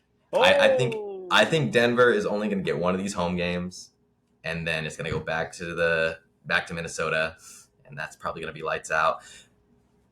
It's the okay. Nuggets, though. I would love to see them turn it up and make it a real close series. I think anybody who enjoys watching good basketball wants that. So, Yeah, um, more of especially these for games, the this merrier. series, right? Yeah, Like, these are two great teams, and I think that's the thing is it's going to be hard to see Denver, even your pick, you saying 5 games, right? Like that's crazy for Denver to go 4-1, But after them being up 2-0, that makes sense. I can see that, but it's just for yeah. the defending champions and Nikola Jokic and the way Murray's been playing, it would be wild to see them drop It's in 5 games in the second it's round. it's almost ridiculous to even say it, but yeah, I mean, It could if happen. I hadn't seen them take both Yep. those games Yeah, in Denver, I would have never said that. There's a chance I would have said Denver came out of this. right. So, I mean, yeah, it's definitely a little bit of hindsight bias here, but No, we'll give you that. I mean, we're pulling you on right now, so yeah, you get that, and no it'll be disrespect to Denver in that either. It's like obviously just how they're it's the team going to right they're the now. team to beat, right? But like, Hmm. who's got the defense that Timberwolves have been showing? Nobody, I don't think. So You are not kidding. I mean, that's the thing about that team. Like Anthony Edwards has been doing his thing, on the offensive side of the ball at least. I had 43 in game 1, I believe, yeah, and I think it was 27 probably in game 2 or something like that, which is nothing a like special, but that's been a still low game really for him, good. and it was a Yeah, blowout. exactly. So yeah, Yeah, and I can't remember if you mentioned it. Rudy Gobert didn't even play in game 2. yeah, He had the birth of his son, so congratulations to him. And then but they end up still crushing Denver. That was the blowout, like you said. And I remember seeing a yeah. clip of Rudy Gobert doing some interview, and Carl Anthony Towns was like behind his shoulder, and Rudy's like, I don't know, they did so well without me. Maybe I don't even need to play in Game 3 or something. And Cat's like, the fuck? Like, no, Yeah, you better be joking and I love that because that team seems like they're playing together and they love one another. They care about one another and they're playing as one. And I think hmm that's but a big part of why they're doing so well right now. yeah. So I pulled up that actual score. I thought it was 80. It was 80. It was 106 to 80. They kept the Jeez. Nuggets to 80 80 points. points.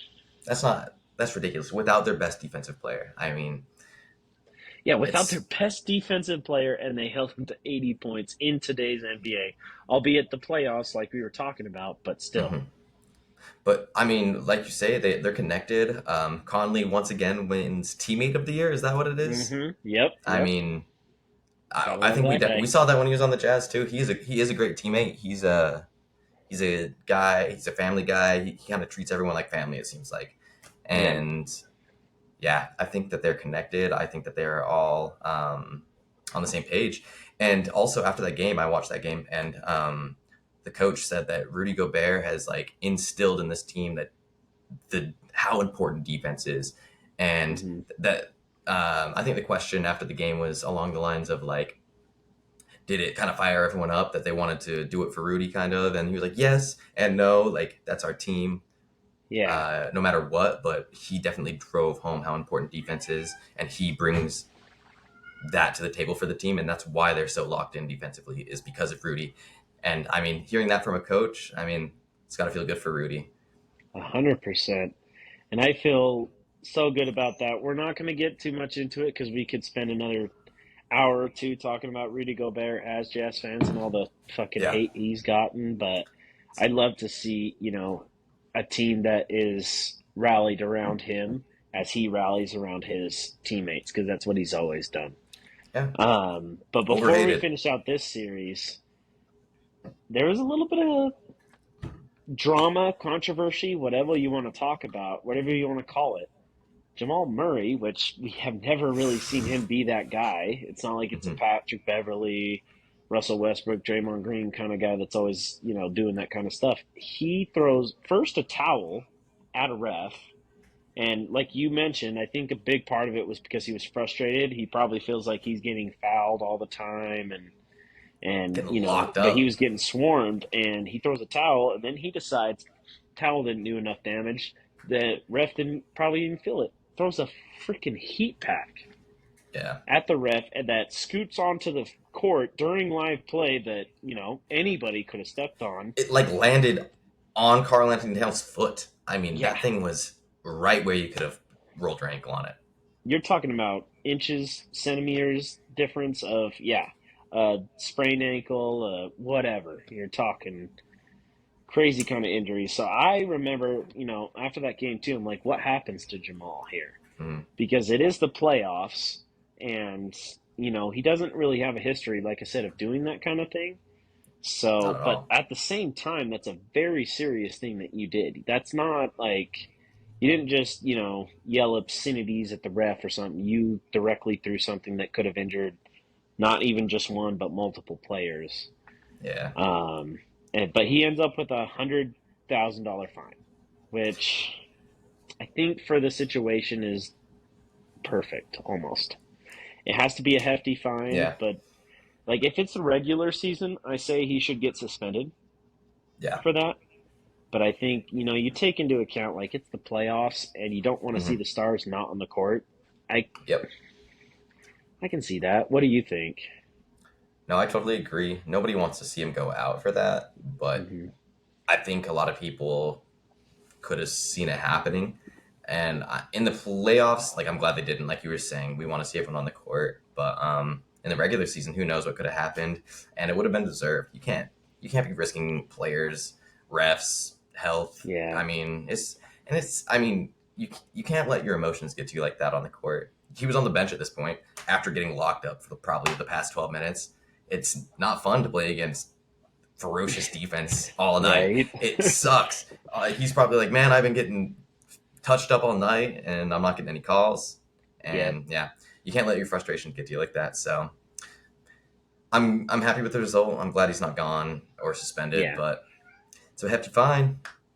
Right? And hey, it's obviously he's exhausted all of his options if he were to do anything else. Like he's definitely going to get suspended, but I don't think Yeah. he would. So Nah. hopefully, we just continue with a good series and the Nuggets maybe even come back and make it interesting because I think that's what we all want to see. Mm-hmm. But we'll have to see how We'll that see. shakes out. So We'll see. Yeah, and we also saw their coach lose composure in that game, and got away Oh yeah, without even he didn't even get a tech. So it felt like their whole team was very frustrated that night. yeah. And He was like throwing himself at the refs and had to be held back by so no many tech is people. crazy. I cannot believe Right? he. I mean, I could have seen him getting tossed out for that. It was very it was intense, and he went after that ref and got away with it. I mean, again, nobody wants to see a coach get thrown out, so Yeah, whatever. But it was their whole team lost their composure that night. It seemed like, and I think they'll come back looking a lot better game three. I think so. I think you're right. Even though it's in Minnesota, I feel like a lot of all that, all the emotion behind it and everything that's Yeah, going on, I think it's probably good for Denver to kind of have that happen to jolt them back into this series. So, they get a 3 day break right now too. So hopefully they can chill out, figure something out, and come in firing. hell yeah. Well, on the other side of this break, we'll get on to the Eastern Conference and see what's going on there. So, we'll check you guys on the other side.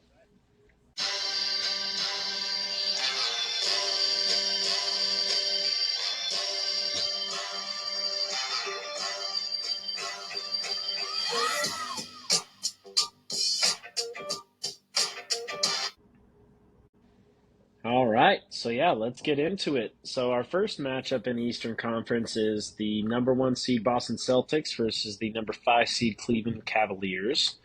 And um, just to get the picks out, I got Boston in five, and then Wes has Boston in six, and Fies, he goes for long bomb. He's got the Cavaliers in seven. Sean, what do you got? Um. Okay. I just watched their game tonight, where the Cavs won a game in Boston. Wow, A blowout game, by the way. I mean, it was not close. Let's see game what. two again, right? That's the game they lost to Yeah, Miami. 118-94 was the final score. I mean, that's quite the gap. How does It that seems like even they gave up in happen? the second half altogether. They got outscored by 12 points in the third and 12 points in the fourth. That's basically the entire lead there. It is the entire lead. It was tied at half. So they Wait, so, came out. and you said it was 54-54 when we were talking about it earlier at half. Yeah, They scored 40 points in the second half. they scored 40 points in the second half. Wow. What And is up with Boston? Why did they yeah, do that? I, I don't know. They are. I mean, we've seen them choke in the past in earlier rounds against the Yep. Heat, for example. Hmm.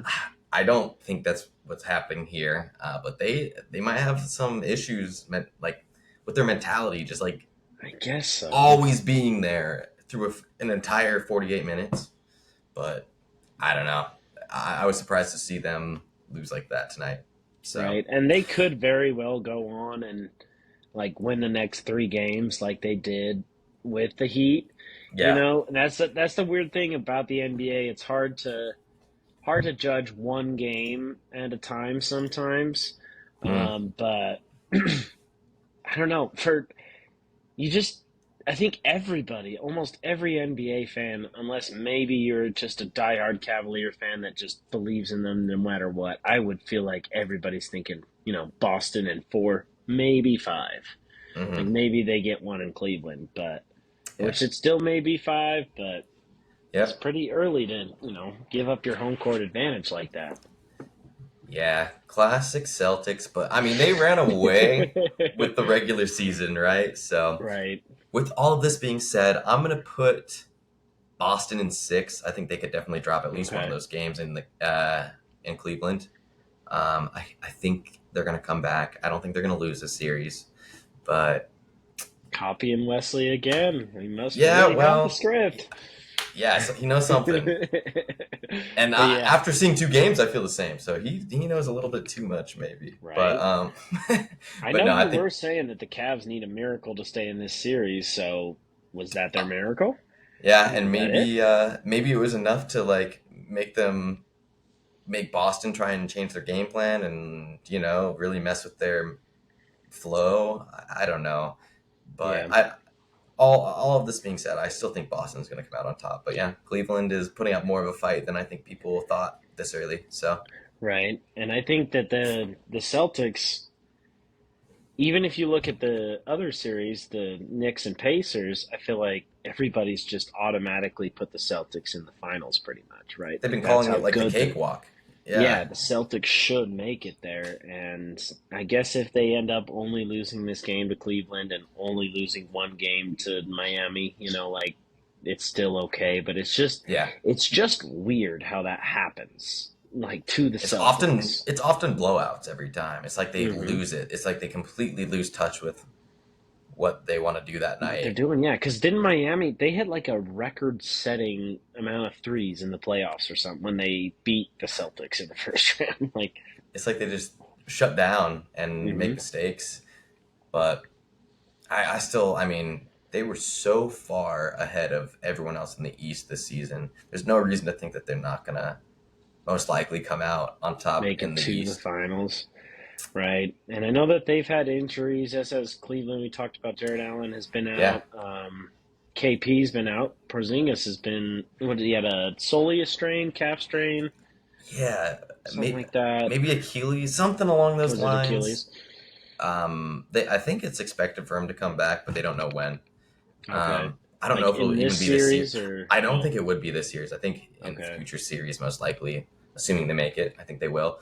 Um, the Celtics are deep, right? I feel Hmm. like Kristaps Porzingis is a great player and a great part of what they've been doing this season, but losing him versus Cavs being down Jared Allen, I think Jared Allen's more important to the Cleveland Cavaliers. Yeah, So probably. Right. They're not as deep as the Celtics. Because what the Celtics got, what's his name? Luke Cornett or something like that. Cornette, That and he he's had a kind of good come game. in and, right.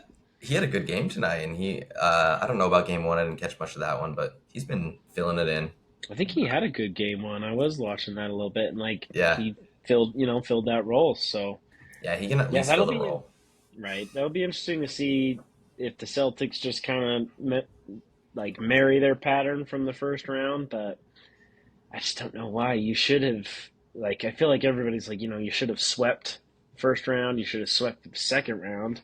And I bet you a lot of people are picking, if the Celtics make it, let's say a 4 or 5 game series against the Knicks or Pacers. But I Yeah. don't know if I would because the Knicks are Hey, looking pretty good. yeah, yeah, Even without Julius Randle, they haven't had for a while now, but they're up 2-0 on the Pacers right now. And now there has been a lot of controversy in these two games. And I think a yeah. lot of people are getting the refs, the NBA likes New York kind of vibe. Big And market. yeah, that shows in our picks. Me and Feist have the Knicks in 6. Wesley has the Knicks in 5. And the Knicks are up 2-0 right now. Where do you go with this series? You know, I think I'm gonna have to go with all of you guys. You all pick the Knicks. I would have to agree with that. At this point, I think it's probably gonna be in five. I think going with West Part Three.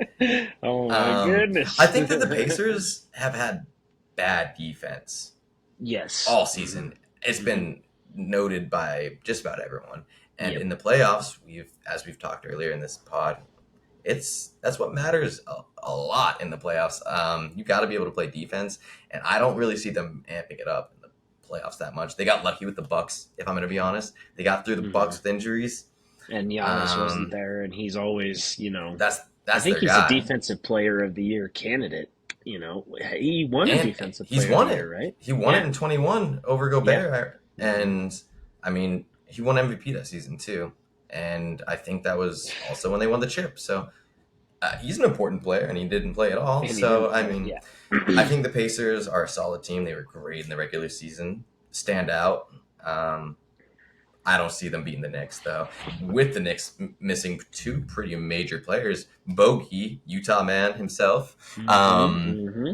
Bogey, he's a guy that's gonna hit good threes for you. Gosh, I And haven't even thought Julius about Randle's him. Julius Randle's one of their best players supposedly. I The mean, they've done second really well best, without him. maybe. Well, like he should be their Brunson, number right? 2, right, Brunson? But Yeah, yeah, I think that's the thing, though. You got so many role players on that team and that's what we've been talking about. That's kind of been our theme, right, of this NBA episode is that role players, role players are end up mm-hmm. making the difference. And before we get too much into that, do you want to talk about because game one was kind of crazy. Game one was the like more tight game where Mm-hmm. I know Did you watch that game?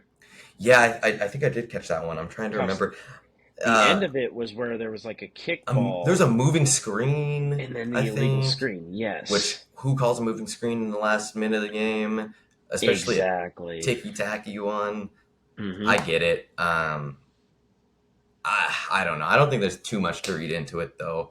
Refing is hit or miss all season. There's nights where it's like, wow, that was bad calls all around. There's nights that you say, oh, this team definitely had the whistle a little bit. Yep.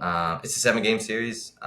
It's going to come around both ways, most likely. If Hopefully, you, unless there's this Knicks thing that everybody's saying, big market, yeah, go for them.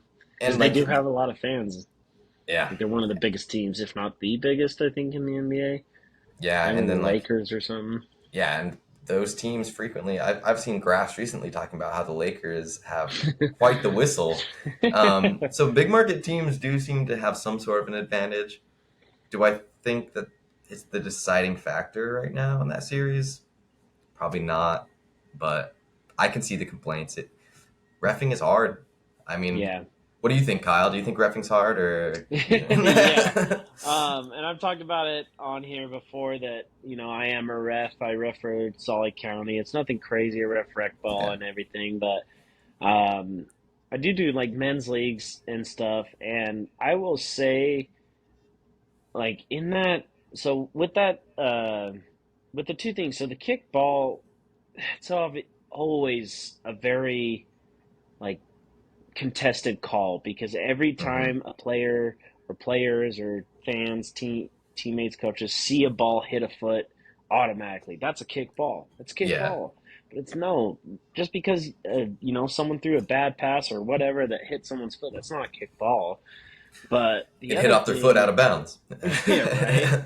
And then the other thing, the illegal screen, I'll say, like, I think that the NBA came out with like their 2 minute report and said, like, Hmm. yeah, it was actually an illegal screen, which, Yeah. I get. And the thing is, if you look at a lot of screens, if you wanted to be Hmm. that technical with it, you could call illegal screens on, I don't know, 70, 80% of screens. I feel like Yeah. nothing's that technical. And one thing that I've always like really thought was important is let the players decide the games, especially at the end. Hmm. Especially at the end. And Yeah. so I don't see that illegal screen from Miles Turner as enough to call.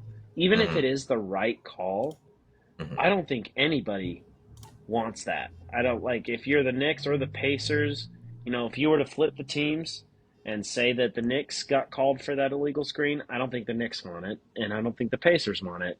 Obviously, it Yeah. benefits them in the time, but I just hate that call in that moment. Even if Yeah. it is the correct call, I think you refing is not as cut and dry as a lot of people might think of. You know, you got to make the right call all the time.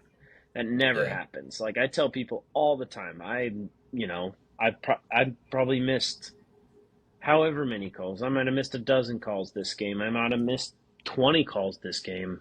Yeah. And you've never refed a perfect game. I know that, and neither have even these NBA refs who's been through so much training and stuff. But just, I think always the best game that you can ref, if you are a ref, is the game that you are the most invisible. That Hmm. nobody thinks about you, nobody talks about you. That's always the best game to be a ref, is when you're invisible. So Yeah. I did see a little bit of like Brian Windhorst, for example. He talked about, you know, 90s. I can't remember what he said, but he's like 90 something percent of games are not decided by the refs and are Hmm. decided by the players. And that this game deserved to be in the 1% where it was decided by the refs. I mean, okay. Yeah. I Quite the don't know. take, but I mean, the end score doesn't reflect exactly how close it was. It was within like 2 or 3 points when that happened, or something like that. yeah, End score, it was a 9 point difference. That was a lot of free throw action and whatever. It was close. That yeah, call sucks for them at that moment. Nobody wants to really see it whistled, like you said, but I don't know if you can definitively say that decided the game. I think it was a nobody wants to see it kind of thing. But yeah, I can't say it decided the game. The Knicks were Yeah, flowing for sure. So I mean, definitely. I just yeah, yeah, as an official, I almost like critique the officials more. Where I just yeah, my thing is I just don't want to I don't want to see that call. Personally, I want to see if Halliburton hits that three. yeah, You know what I mean? Like I want to see what happens there, especially at that point in the game. Now, there's so much that goes into it, like how the screens have been all game. Has Turner been trying to get away with a little bit extra? There's all that kind of stuff that happens in reffing. So yeah. we shouldn't all like kill the refs for it, but it's just a crazy call to In make. I in know the final we minute could, like that, yeah, right? So I don't know, but game yeah. two didn't end up being like kind of as crazy, at least not as controversial. Hmm. At least towards the end, although Rick Carlisle came out and apparently had problems with the game and threw out a complaint that said that the refs missed 78 calls Wow. Who in the kept tally first on two that? games. Yeah, right. Which that's a little bit much. That's definitely a little bit much. But game two didn't end up being as crazy. I know the first half was a little bit tighter because Jalen Tie game? Brunson Or no, it he wasn't a ended tie up. game. Yeah, sorry, but it was tight. It was no, yeah, it was close, but it wasn't as like dramatic towards the end. It was Hmm. like what was it, 130 to 121 or something like that, like a Yeah, 9 130 to 10 point. 121. Okay, but a, kind of a scary thing. Brunson goes down in the at the end of the first with a. It was like it was contested. Some people thought it was a hand injury, foot injury, Yeah. and people were kind of talking about it. But he ends up making it back in, so that Hmm. was good for obviously the Knicks because I feel like the Pacers they took over once Brunson goes down. Yeah, the second quarter was bad from the Knicks. So they definitely needed Brunson back, and he came back in the second half. And in that third quarter, the Knicks doubled the Pacers' scoring. So it was 36 points out of the Knicks in the third quarter and 18 points from the Pacers. So Jeez. obviously having Brunson back was big, and that was really when they, I mean, that quarter alone made sure that they won that game, basically. Right. Um, and yeah, I mean, Brunson ended up with like 20, let's see, 29 points. I mean, he missed a full quarter plus some and still gets Almost 29 drop. points. It still pretty much drops 30. What a bucket out of that. I mean, he's just a bucket getter, and he's been like that. So, He but 100% has. And yeah. speak on that, something that might be kind of crazy. He now officially has more playoff points for the Knicks than Carmelo Anthony does. And that was in what, like 6 seasons or something like that from Carmelo Anthony. It was a handful. Yeah, He was something like that. he was there for Yeah. a long time. I mean, that Brunson's was a been there good for portion of his. two? Yeah, I think so. It's only been two, right? Because Because he got traded after the Jazz series, and I was going to say, didn't he yeah, play for the Mavericks when they beat the Jazz in the yep, playoffs? yep, that's right. So there was like, I think they said that there was some like collusion or whatever they call it on those trades, and I think the Yeah, Knicks got in yeah, yeah. trouble. They got like penalized. They lost like a second round pick or something like that. I Hmm. remember, but hey, it's been working out for them. Jalen Brunson has Definitely. been that guy over there. Hmm. And yeah, and that's another one of those teams that like they have some solid role players. They're a little bit tight on their lineups, like we said with the Bogey and Randall injuries. But Josh Hart has been playing like 48-minute games every night. That guy's, I mean, Tibbs is quite the coach. He will let you play that entire game, huh? I But saw that. There was like some stat that the last time he did that was like 2013 or something like that with Jimmy Butler in the Bulls, and he was the head coach at the time. yeah, I guess that's just if he's His liking what someone's method. bringing. And like Josh Hart has been playing so good for them, honestly. I mean, Hmm.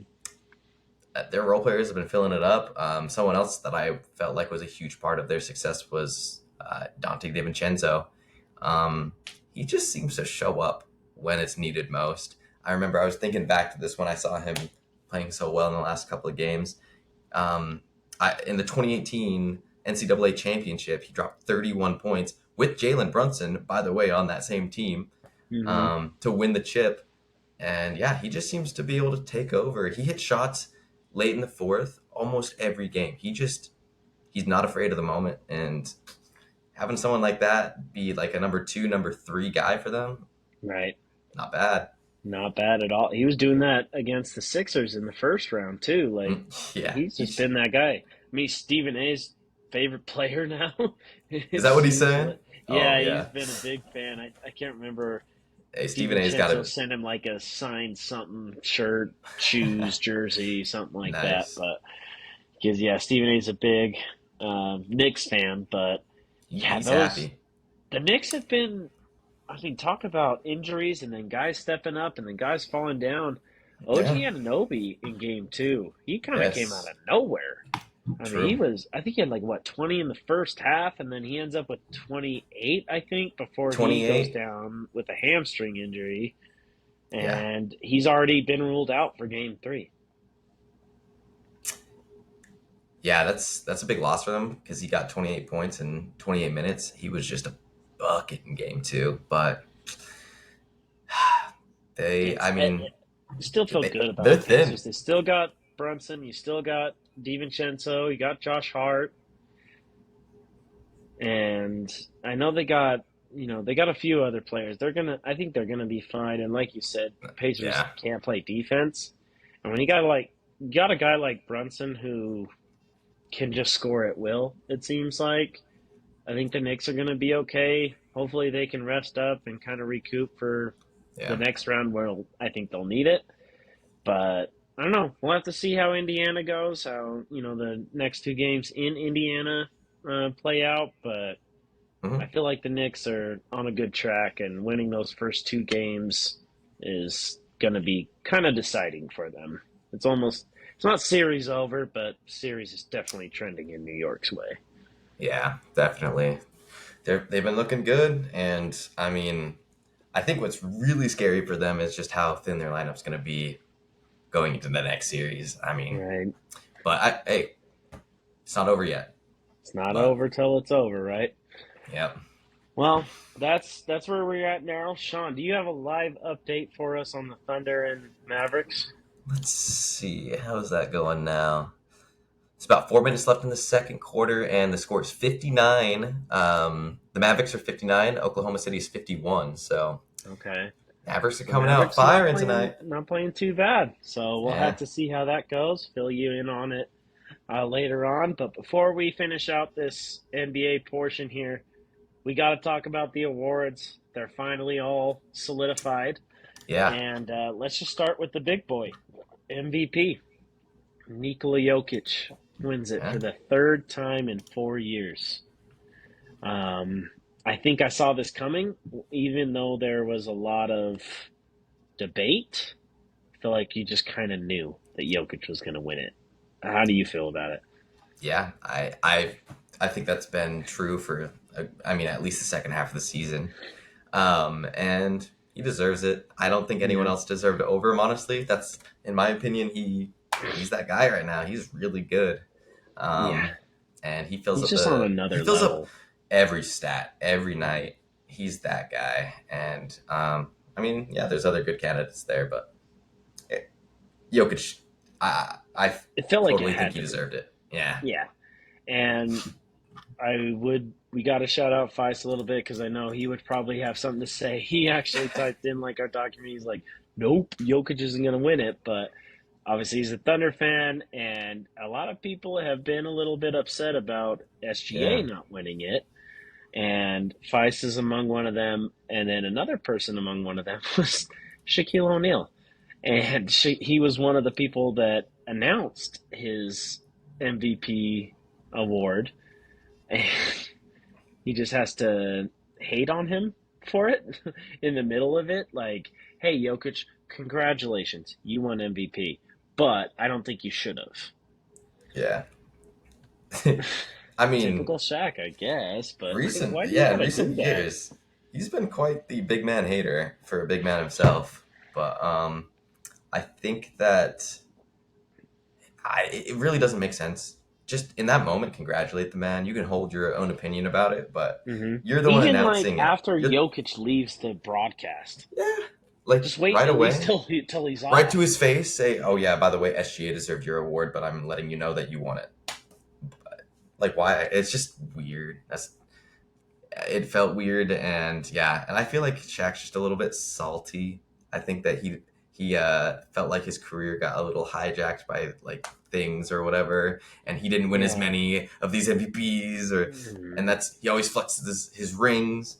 I Right. think maybe he's just a little bit jealous of other big men having Having all the success. But success. why? You should be hyping those guys up because you wanted that same kind of respect. But sometimes I feel He like sometimes he talks felt about it like, all the time, right? He talks about, oh, big man alliance, but he never shows love to big yeah, men.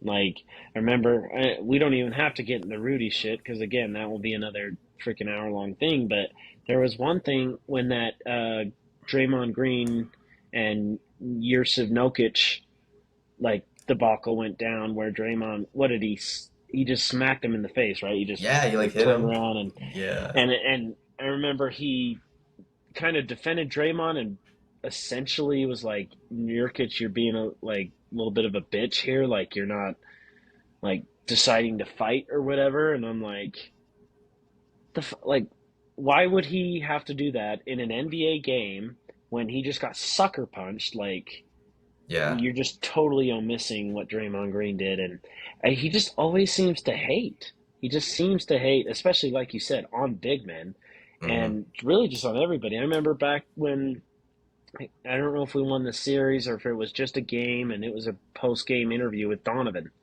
and he's Mm-hmm. like, "I just don't." What did he say? Like, I don't think you're that top echelon of player, or I don't think you guys have enough, or you have Yeah. enough. Something along those lines. Yeah. And he was like, "What do you have to say about that?" And Donovan just said, "Like, okay, Yeah. all right." And it was the most awkward fucking interview that like I've seen, but it's really based off Shaq's hate. Yeah. And Shaq was even. I think he even was like, "I just wanted you to hear that so that you know." He's like trying to Mm-hmm. like amp them up or something, but that's Motivate not. him, but it's not the way to Yeah. do it. It just doesn't. It just comes off as hate because it's just so frequent. I think so. Mm-hmm. Like, Whatever. Jokic deserved it. Shaq yeah, can hold his opinion, but he doesn't have to say it right away. right. And Jokic, speaking of Jokic deserving it, he had, we looked at the voting, he had 79 first place votes to Eh, SGA's 15 and no. Lucas 4. So it's pretty deciding. Like, it's not Hey, like it we was know like that one a, of those oh. 15 was Shaq, but Yeah, I guess so. He definitely wasn't voting for Jokic, but I mean, SGA, just to give him a little bit of flowers, I know that he had a great season. Now, a lot of memes are being made about him that all his points were from the free throw line, but I mean, that's what Harden did back in the day. And speaking of that, like, he was the first player to average 30 points per game in the West and finish in the one seed and not get the MVP since 1967. that's So crazy. like that's a pretty good stat line, and he did have the most 30 points games since James Harden in 2019, and it Mm, wasn't just all offense too. He did lead the league in steals, so he had hmm a great season. He definitely. definitely did, and if there wasn't a guy named Nikola Jokic who just fucking dominates the NBA time and time again, however he wants to. I mean, he's just on a different level.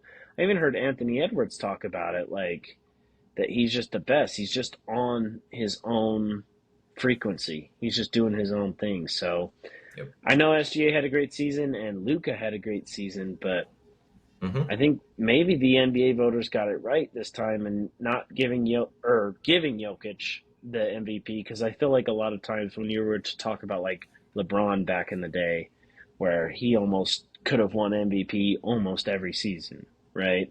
But they didn't give it to him because he had won it so much. I Yeah. was feeling like they might not give it to Jokic this year, but they ended up doing it. That's what happened last year when Embiid won it, I feel like. So Yep. Jokic kind of, I mean, it could have gone either way with that one too, but there is definitely like voter fatigue, I think is what they normally call it. It's like, Right, right. it's real. And I still think that Jokic deserved it. But yeah. 100%. Now let's move on to a award that I think both me and you can definitely agree on, and that is Rudy Gobert winning his record-tying fourth Defensive Player of the Year award. Yeah. Um, and I think he's 100% deserving of this. He he commands the number one defense in the NBA yet again, and allows his team to do so much. And I know Wesley brought this up in previous podcasts where, and we talk about all the time when we had him in Utah. He, what he can do from his position allows his entire team to, play more aggressive defense, to Mm-hmm. not be worried about getting burnt by, you know, whoever they're guarding because Rudy Gobert can clean it up. And I think there was like a lot of there was a little bit of controversy, I should say, because Wembanyama had such a statistically great defensive season. But I think both me and you understand that Rudy, while he might not get, 4 blocks a game or 3 blocks a game, it's because nobody's trying him. It's because Mm-hmm. he is that commanding, he's that good of a defensive player that nobody is going to, attempt to shoot over Rudy like they do Wembanyama. No disrespect to Wembanyama, but I think that's a big part of why Rudy Gobert deserves to win this Defensive Player of the Year. Yeah. Like everyone's talking about the stats that Wemby put up because he Mm-hmm. does have better defensive stats, Mm-hmm. but he was on the like 25th worst defense in the league. Yep. So you can get all those stats if it's not resulting in good defense overall. What does it really mean? And And that's garbage why, time, what yeah, what I mean, kind he of was close getting a games lot are of they playing blocks. in? And yeah, Yeah, but Gobert's defense is resulting in the best defense in the league by far, and we're seeing it get even better in the playoffs. I mean, 80 points in the defending champions with, and and yes, that was yeah, without Rudy, true. but what I think you alluded to it earlier. That's what he has helped instill in that team, and Yeah. if they're just on a different level. And I remember Rajon Rondo talking about this before the playoffs even started because someone posed the question to him, how do you stop the Nuggets? Like, because even Anthony Davis, you would think that's one of the best matchups for Jokic in the league, and they got swept last year, 4-1 this year. And he said that the last team to really stop the Nuggets, like really successfully, was the bubble 2020 team that was the Lakers, where they Mm-hmm. had Anthony Davis, JaVale McGee, and Dwight Howard. So they had 3 big men that they could throw at Jokic. They could sacrifice the fouls. They could, do whatever they needed to do to try and stop Jokic. And that was the last team that Rondo said to really successfully stop Jokic. And then he mentioned that the Timberwolves look like the closest team to be able to do that because you got Rudy Gobert, you got Karl Anthony Towns, and you got Nas Reed. So you Yep. have those bodies, you have the size, and I'd have to agree with him, and it's proven to be kind of correct so far. Yeah. I think it's a good point, and it's a big team. They were calling them like the Twin Towers over there or something like that. But that's 2 7-footers on your court that are starting every night, so that's not And they common. found a way And to, make that work, because that's I I think that was a mean, big last year thing it with didn't work Rudy. well, right? Yeah, Right. it didn't happen yet. But they had injuries. They were having some growing pains, and look at them Got now. to figure it So out now, right? yeah, And I don't know about you, and I want to not make this too much of a, Rudy Gobert, Utah Jazz bias, but with your record tying fourth defensive player of the year, to me, I think he already has enough to be a Hall of Famer. I think Rudy Gobert is a Hall of Fame player. yeah, I'm pretty sure. I'm pretty sure But, with that. Shaq is But going to be like, well, yeah, what does a 12-8 guy deserve to be in the Hall of Fame for? But hey man, if you're yeah, not watching what he's doing, maybe Kendrick Perkins was right. Maybe you're not watching the games, He's not but catching those Jazz games. He's not catching those Timberwolves games. But yeah, he's good on him I for another one. 4 of them is right. And crazy. I hope he gets 5. And he's still in the prime of his career. I think it'll be hard because I I think a think lot of Wemby's gonna be a people look problem. at Wemby. Yeah, Yeah, exactly. And that's the thing is Rudy's not. I feel like Rudy is that player that might not have the stats to show for it anymore because nobody's gonna try him. He's not gonna get 3 blocks a game for a yeah, season, because nobody's gonna you know, driving on him. And with how 3-point shooting is these days, like, yeah, he's, an anchor in the middle of the paint. But yeah, so the stats might not come, but I really hope he does get that fifth. That would be really cool. And if he gets the fifth, then I think automatic. He's solidified as a Hall of Famer and yeah, maybe the best defense player ever. yeah. It'll be But yeah. He's been really good, and it's his specialty. He definitely hasn't looked to score very much, so right, he better but be and good at I think defense. that's the thing. He's worked so hard at becoming the player that he is and playing in the role that he has. He he isn't trying to be Jokic. He isn't trying to be Embiid.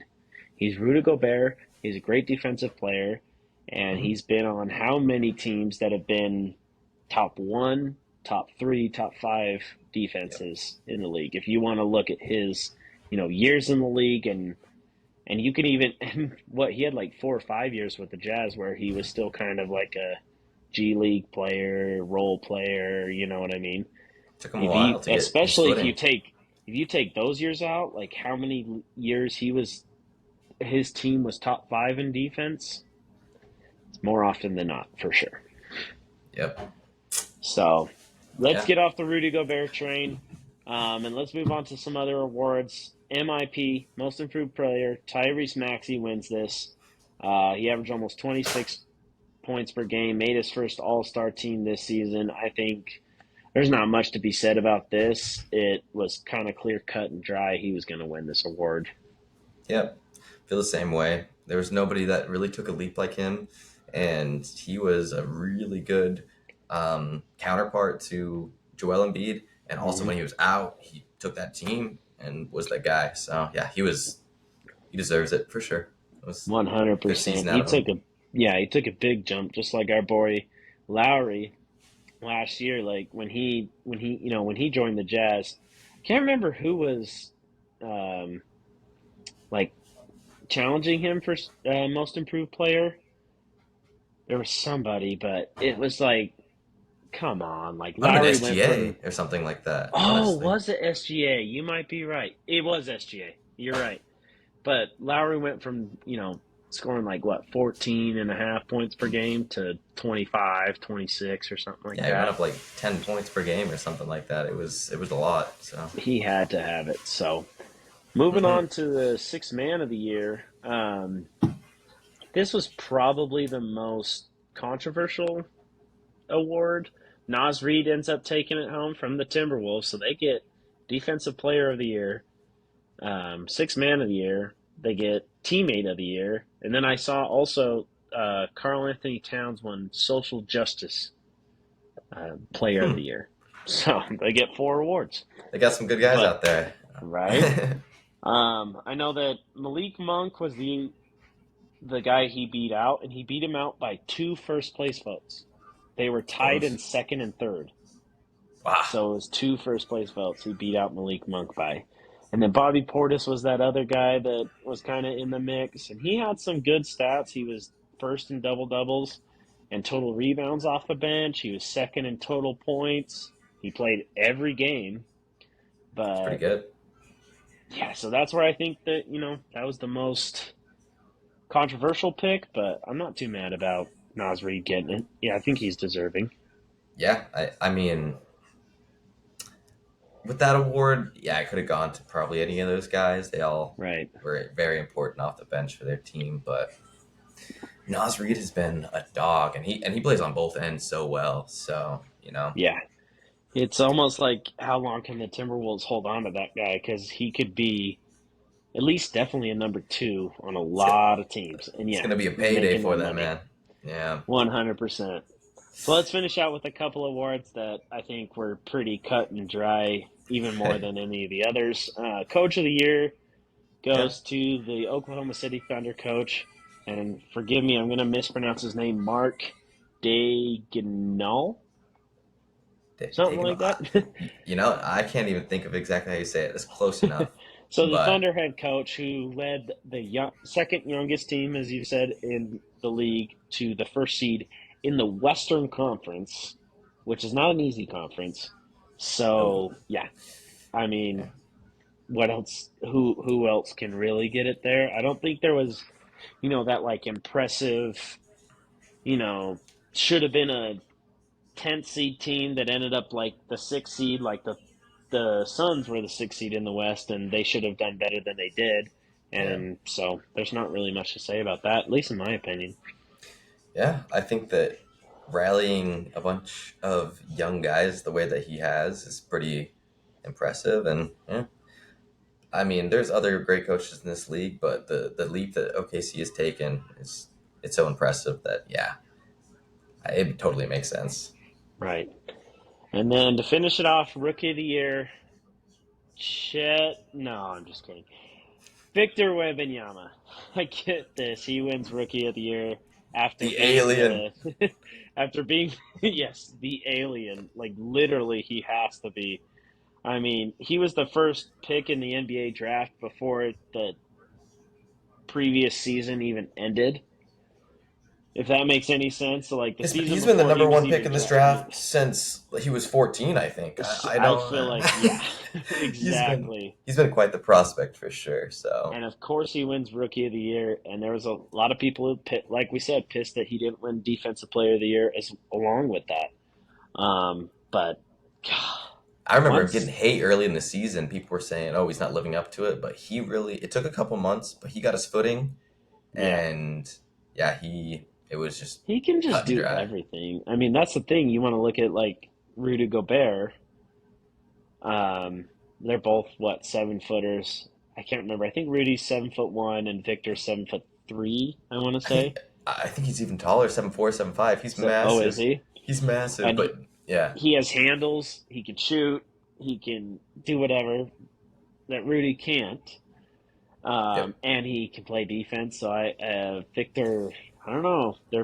They're producing some aliens out of France, so we might have to like kind of check in and see yeah, what they're doing over there because they're yeah. They producing got some some. crazy They basketball got some players. labs over there with just basketball genes. I don't know what's going on in there, but Yeah. yeah, So that's it's the NBA awards, and yeah, I think it was almost the least controversial NBA award season of all time, yeah, almost. it's like I know you super could have obvious. arguments, here and there, but I think it was pretty clear to see who was going to win what. So, Yeah, well, Sean, it was awesome having you on. It was a lot of yeah, fun, and it yep, was great to get your NBA insight. Hope you'll join us again as these NBA playoffs continue as we get closer to the finals, and yeah. Of course, it's been a I'm pleasure excited to being see on. it.